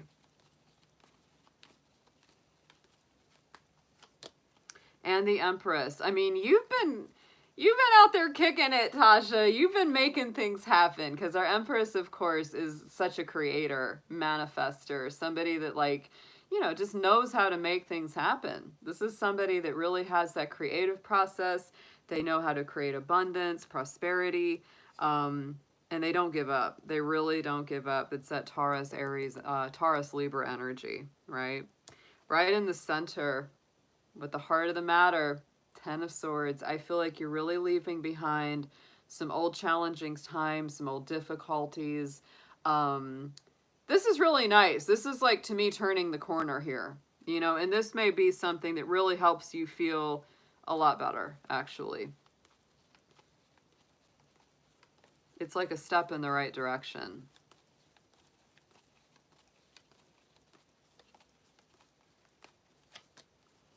Yeah, look at that. I mean, look at I love this. Okay, so Ten of Swords clarified by the Nine of Cups. The Nine of Cups is going after the wishes, the hopes, the dreams, the goals.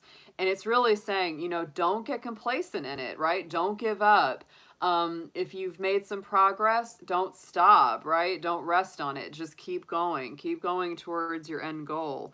And I really feel with those two cards, it's like you're walking away finally from some really difficult, challenging old times and moving in the direction of your greater hopes and aspirations. But look at what's coming out in the completion of the cycle, the World card. So, I mean, there's Saturn, which is all about like rewards after a lot of hard work and a lot of effort put in. To me, the World is conclusions, powerful conclusions. It's the last card in the major arcana, so it really does symbolize the end of an old cycle and the beginning of a new one. Old doors closing, new doors opening, times of joy and accomplishment. It just feels very good. Be proud of yourself no matter how this turns out, right? Because it is a step in the right direction no matter what the outcome may be. But we will look at an outcome card too. Let's get a clarifier on the World, please. Seven of Pentacles. Yes, baby. Continue to grow. Continue to cultivate. Be patient in the process, right? Because you're moving through some big hurdles. But these are great. Like, these are just great cards for, like, a work question like this. You know. Feels very good. I feel like it's like you're coming out of something that you'd been stuck in for a while. Some difficult old cycle is really changing here.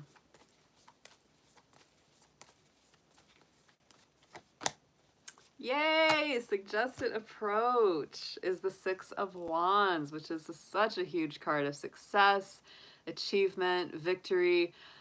I feel like it's very important for you to see yourself as a success, to see yourself as a bright light, right? No matter what, no matter what. And I know that sometimes it really takes some courage, it takes some bolstering within, but really, you know, it's like good self-affirmations, stay positive within, because that is a great card. Oh my goodness.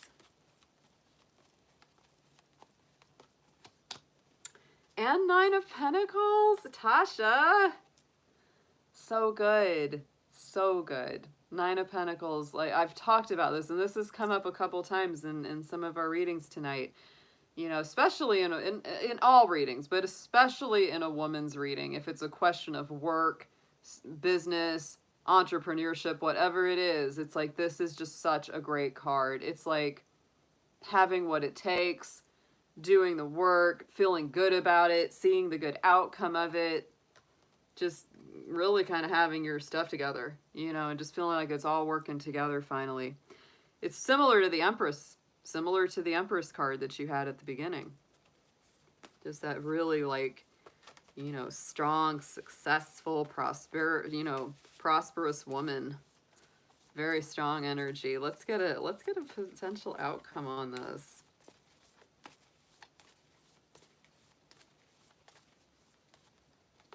I feel like this just puts you back into like a good energy.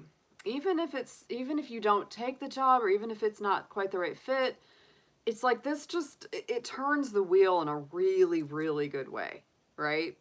I mean, it's very possible it could be, though. I don't ever like to tell somebody like 100% this is gonna happen or it's not gonna happen. I don't like to give that kind of read, because, you know, free will is at play, and when we're dealing with other people, we can't always read what their decisions are going to be, right? We don't want to force their decisions, but these are very positive cards. They really are.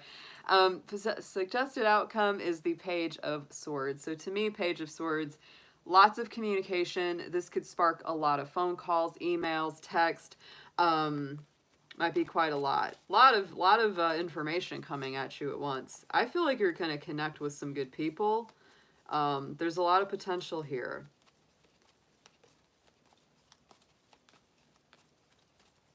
If you get an offer, make sure you review everything real careful, right? And don't get stuck in your head too much about it, right?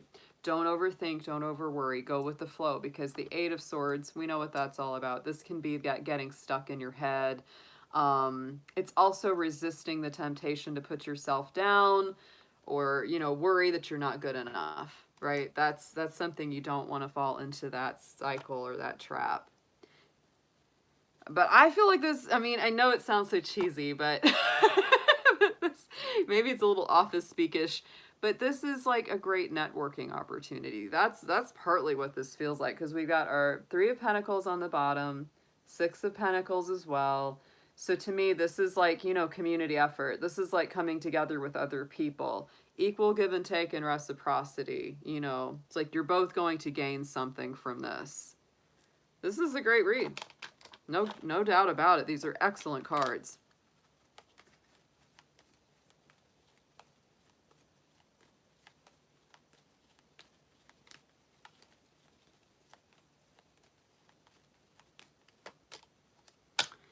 I'm saying, I mean, Tasha, you're either going to get this job or it's going to lead you to something even better. Look at this. Our little affirmation card is the achievement card. Winning the award, the accolade, or the contract.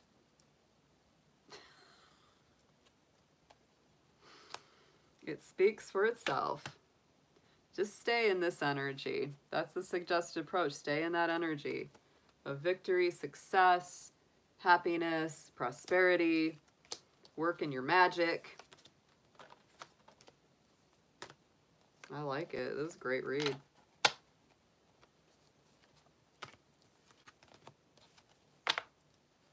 All right.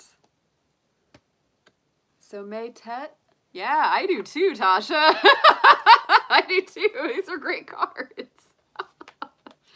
For anybody asking about work or about a job, my goodness, those are also positive.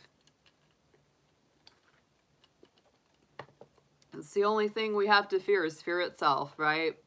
That is the only thing that can get in the way at all is you know, just worrying too much or getting stuck in your head. Don't let that happen. You know, stay in that very positive vibration as much as possible. And even if you feel yourself kind of look up PBS Nature Super Hummingbirds. It's great. Yeah, I need to see that. And there are so many kinds of hummingbirds, Marie. So many. Oh, one of my favorite places in the US is Tucson, Arizona. I almost moved there. I have spent a lot of time in Tucson, and that's a magical place. The Sonora Desert area. I think it's actually, there's more hummingbird varieties there than anywhere else in the US.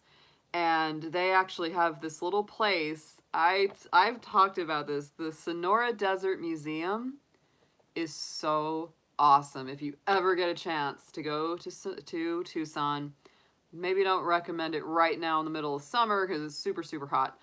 But even if you go in the summer, just bring your sun hat. Go walk around the trails in that desert museum because it's mostly outdoors, and they have a couple of aviaries, and they have they have a hummingbird aviary, and there's so many kinds of hummingbirds in there.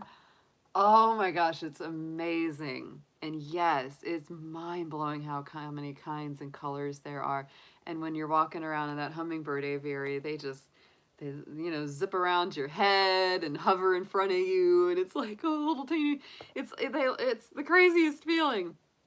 I love being in the desert because there's so many hummingbirds just everywhere. Like if there's flowers or water, there's gonna be hummingbirds. They're coming around. Absolute love. Yeah, I'm sure I would enjoy that. I love nature shows. What a surprise. There was a great one that I ended up buying on a DVD called Remarkable Rabbits. It's so good because there's not very many documentaries about rabbits. And this one was adorable. It talks about wild rabbits. There's a kind of the Andes. Wow, that's pretty cool. I wouldn't, yeah. Yeah, but that's a good doc too, is the Remarkable Rabbits. Get your bunny going. Yeah, people don't know about rabbits too much. Yeah. So May Tet, whenever you are ready, I am ready. You can type in your question.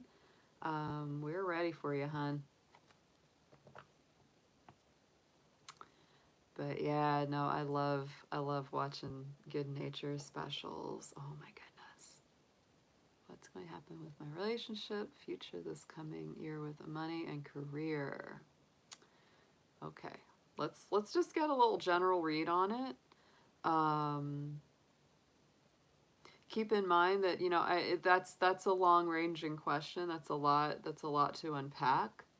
So this will probably be more of a preview. If you want to get a lot more in depth and like run charts and things like that, you might want to book a longer personal reading at some point in the future. But let's just see what comes out. If you like what comes out on this one, you might want to consider a longer read in the future, because that is a lot. That's a big question. That's a loaded potato there. But let's see what's going to come up for you. Let's get into it. So, relationship, future, okay, with money and career. So let's just get a basic general read on this. Dear angels, divine beings of light, guardians, and ancestors. Let's see what we have for Maytet out there in the chat. Let's see what she has got coming up around questions of career and relationship for this coming year.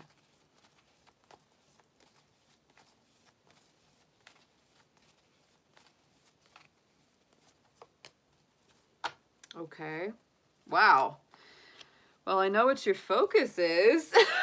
We've got security coming up and the card of abundance. So I think this is very much what you're working towards. You said your birthday is 3/25, so that, I think that makes you an Aries, pretty sure early Aries.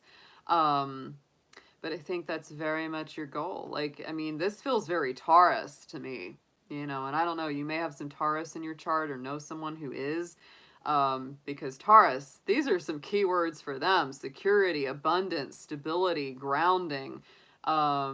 You know, I feel like that's very much what you're focused on. And so anything that aligns with that is what you should really put your energy towards, right? Because obviously this is something that Spirit's picking up on, and you're already feeling it. Like, you want things to be stable, secure, grounded. You want to have enough money coming in. You want to feel like you're able to prosper where you are. That's all what's coming up around you very strongly. It feels very earthy. It feels super like rooted. That's some earthier energy than usually we pull up for an Aries. So very interesting. Let's see what we've got in the tarot for you.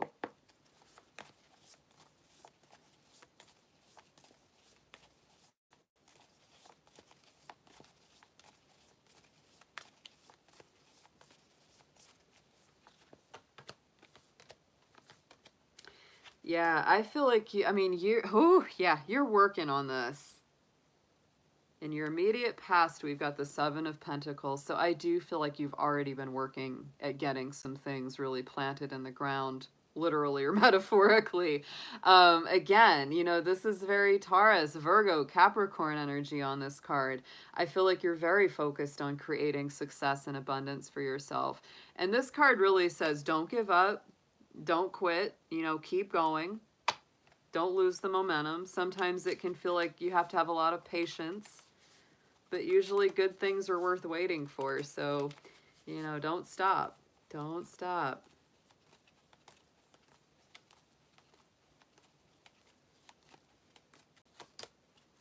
And the Three of Pentacles is on top of this. So you may be working together with a group or a community, or if you don't have somebody kind of helping you along with your work or your projects, it might be a good idea to get some help with it. Because to me, the Three of Pentacles is all about someone coming to someone else and saying, here, I've got this plan. I need to build this new structure. I've got this blueprint.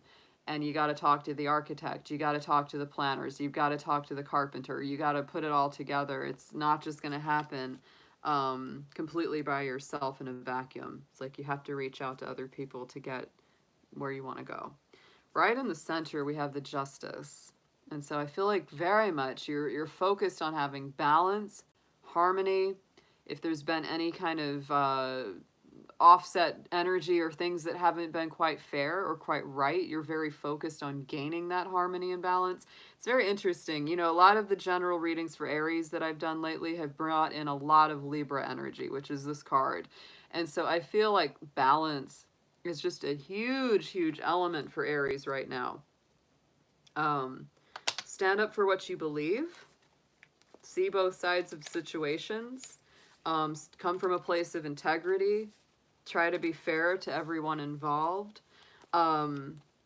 depending on your situation, I don't know you real well, but depending on your situation, this could involve legal contracts or agreements.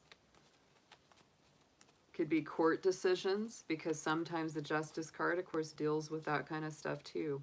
It can be as well our relationships, because it is Venus ruled. And so, you know, you may be really aiming for like legal marriage, at least living together. Like you want something that's very stable and very connected and committed.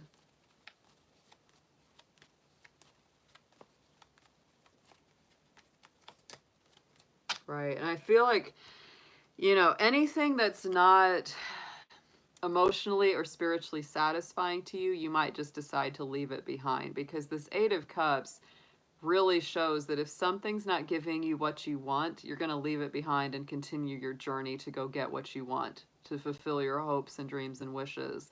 So you've got to do a little bit of deep searching, a little soul searching for that, because you may feel that if in your current job or current relationships or things like that, if it's not giving you what you want and you don't feel that balance and stability within, and you don't feel that sense of reciprocity and equality, you may decide to leave it behind. You may decide, not for me, I'm going to take off. And it really depends on what you feel within about it, whether you decide to stay or go. Going into the future, we have the Four of Swords. Four of Swords is about taking a little bit of a break. And I feel like you've been doing a lot of work. You probably will be doing a lot of work. And so it's really telling you you're going to need some times where you just relax, where you take a vacation, or just at least take a weekend off and just really unwind. Go into a meditative state, relax in the bath, whatever it is that helps you to really let go of your worried mind, and allow yourself to heal up. You need that. Get more sleep, more relaxation in the future here.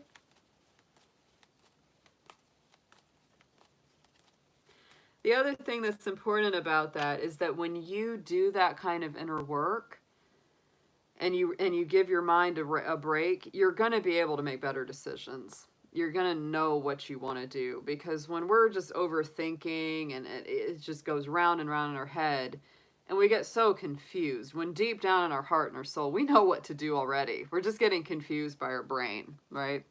And so the Page of Cups is coming in on top of this, which makes perfect sense. Just what I said. It's like that is that kind of emotional and spiritual communication coming in. And it's so much easier to access that when you give your mind a good, relaxing break. You're going to know what to do. I feel that. I feel that you will know what to do when the time is right. And that's also about having those emotional conversations and decisions. You're going to come at it from a much better place if you're relaxed. Let's get a suggested approach on this.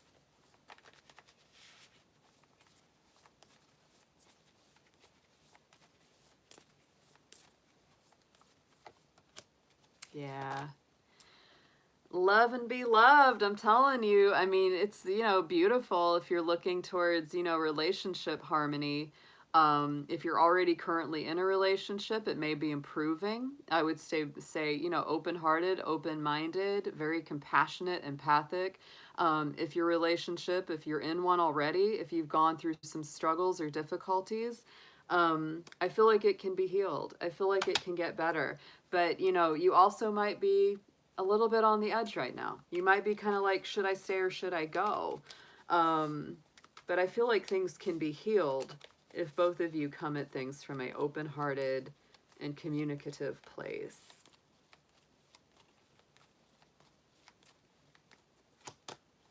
Yeah, to me, it's like, and you've probably been kind of worried about it. I mean, with this Nine of Swords, that's a lot of anxieties, fears, sleepless nights, and worries around relationship or love. Wow. So if you're single, I feel like, you know, you may be ending that, right? Or looking towards something that's going to be better for you. But if you're in a relationship already, I feel that it's time to really be honest about your feelings. If it's something that's been very stressful, it's like, yeah, this is stressful for me. This is causing a lot of anxiety. I need to talk about this with you. Or at least have those emotional heart to hearts that really put your mind at ease, right? Because I do feel like there's been a lot of kind of overthinking it, right? Yeah, yeah. I think you need to connect. I think that, you need to connect in a big way. And of course, like I said, whenever somebody else is involved, it really causes that, like, it can be tough because we can only control ourselves. We can't control what they do or don't do. Um, but I feel like you need to have those emotional heart to hearts. Things need to be very open, because if they're not, this cycle just, it continues, right? Got to do something to put those worries and fears to rest. You may have somebody in your life that owes you an apology too, right? They may really need to say they're sorry. That's a potential as well.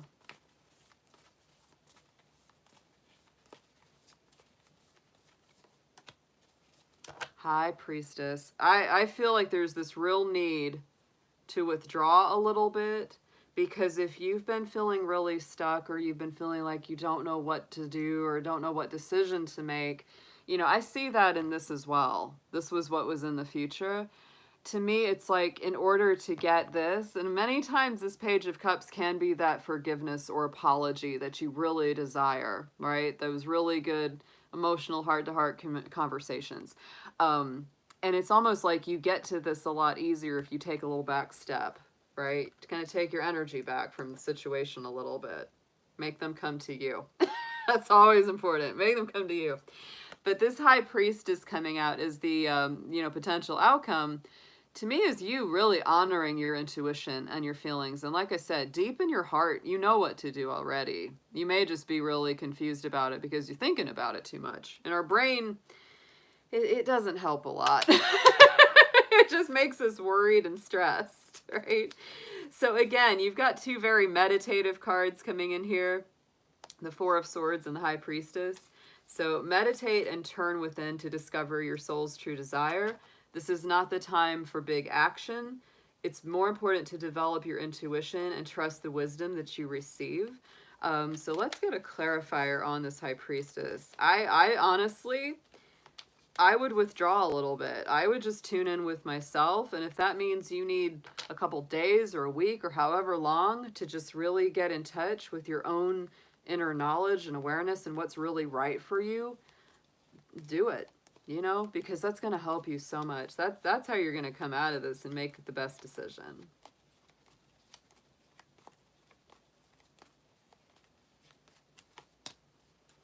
Four of Pentacles. Yeah, because it all comes back to this feeling of security. And I think that at core for you is what makes this a hard decision, because there's something about this question of, love, relationship, etc., that, it probably triggers something. And it could even be deep from childhood. It could be something that's very old.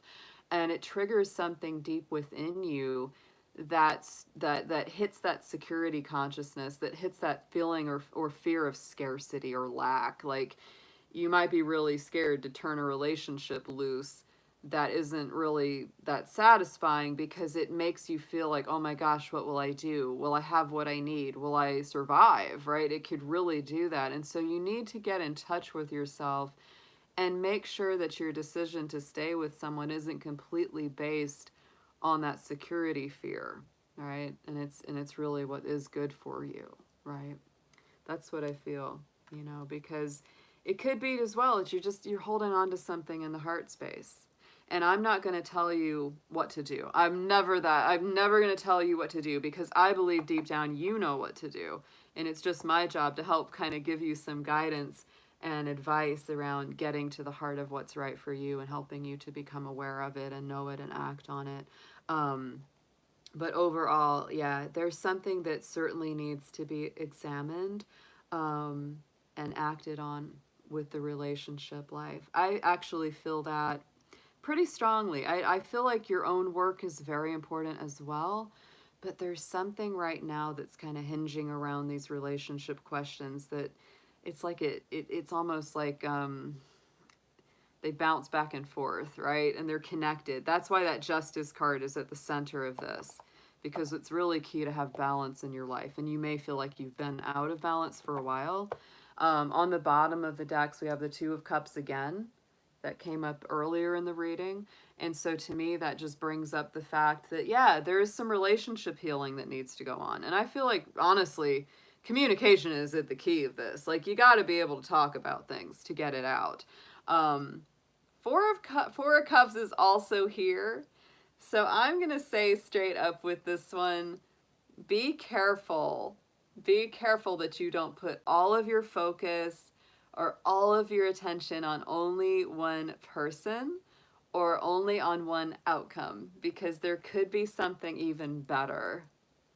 There could be something even better that you haven't even seen or noticed yet, because you've been so focused on just one person or one certain way of it going. Yeah. Trust is hard. Trust is hard. And that's part of it too, you know. It is. That's part of it too, because if you feel like, can I trust this person? Are they gonna let me down? Am I gonna get hurt? Am I gonna lose my money or something over them? Sure, that can be a big thing. And like I said, you have to listen to yourself, and you have to address that within yourself, because those kind of things run deep. They do. Like I said, those kind of things can run deep into old childhood roots or, you know, past experiences that we've had. Absolutely. So like I said, it's a lot to unpack. It's a lot to unpack in just one small reading. But it certainly is a start. You know, it's definitely a good start. Let's get an affirmation on this for you.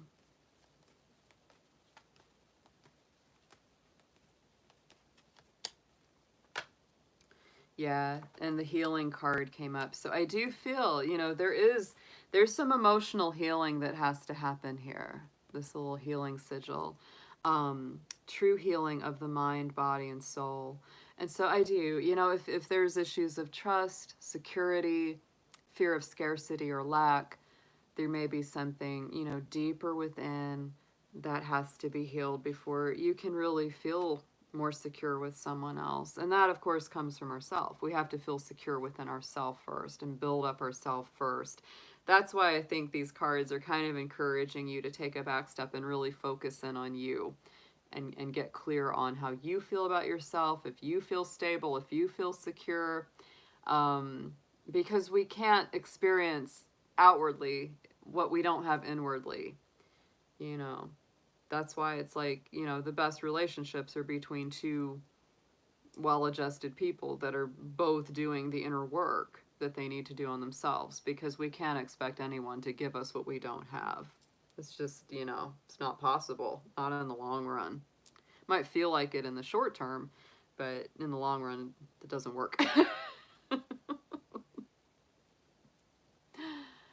Thank you for coming in. Thank you for your question. I hope this helped a little bit. I hope it helped some, at least.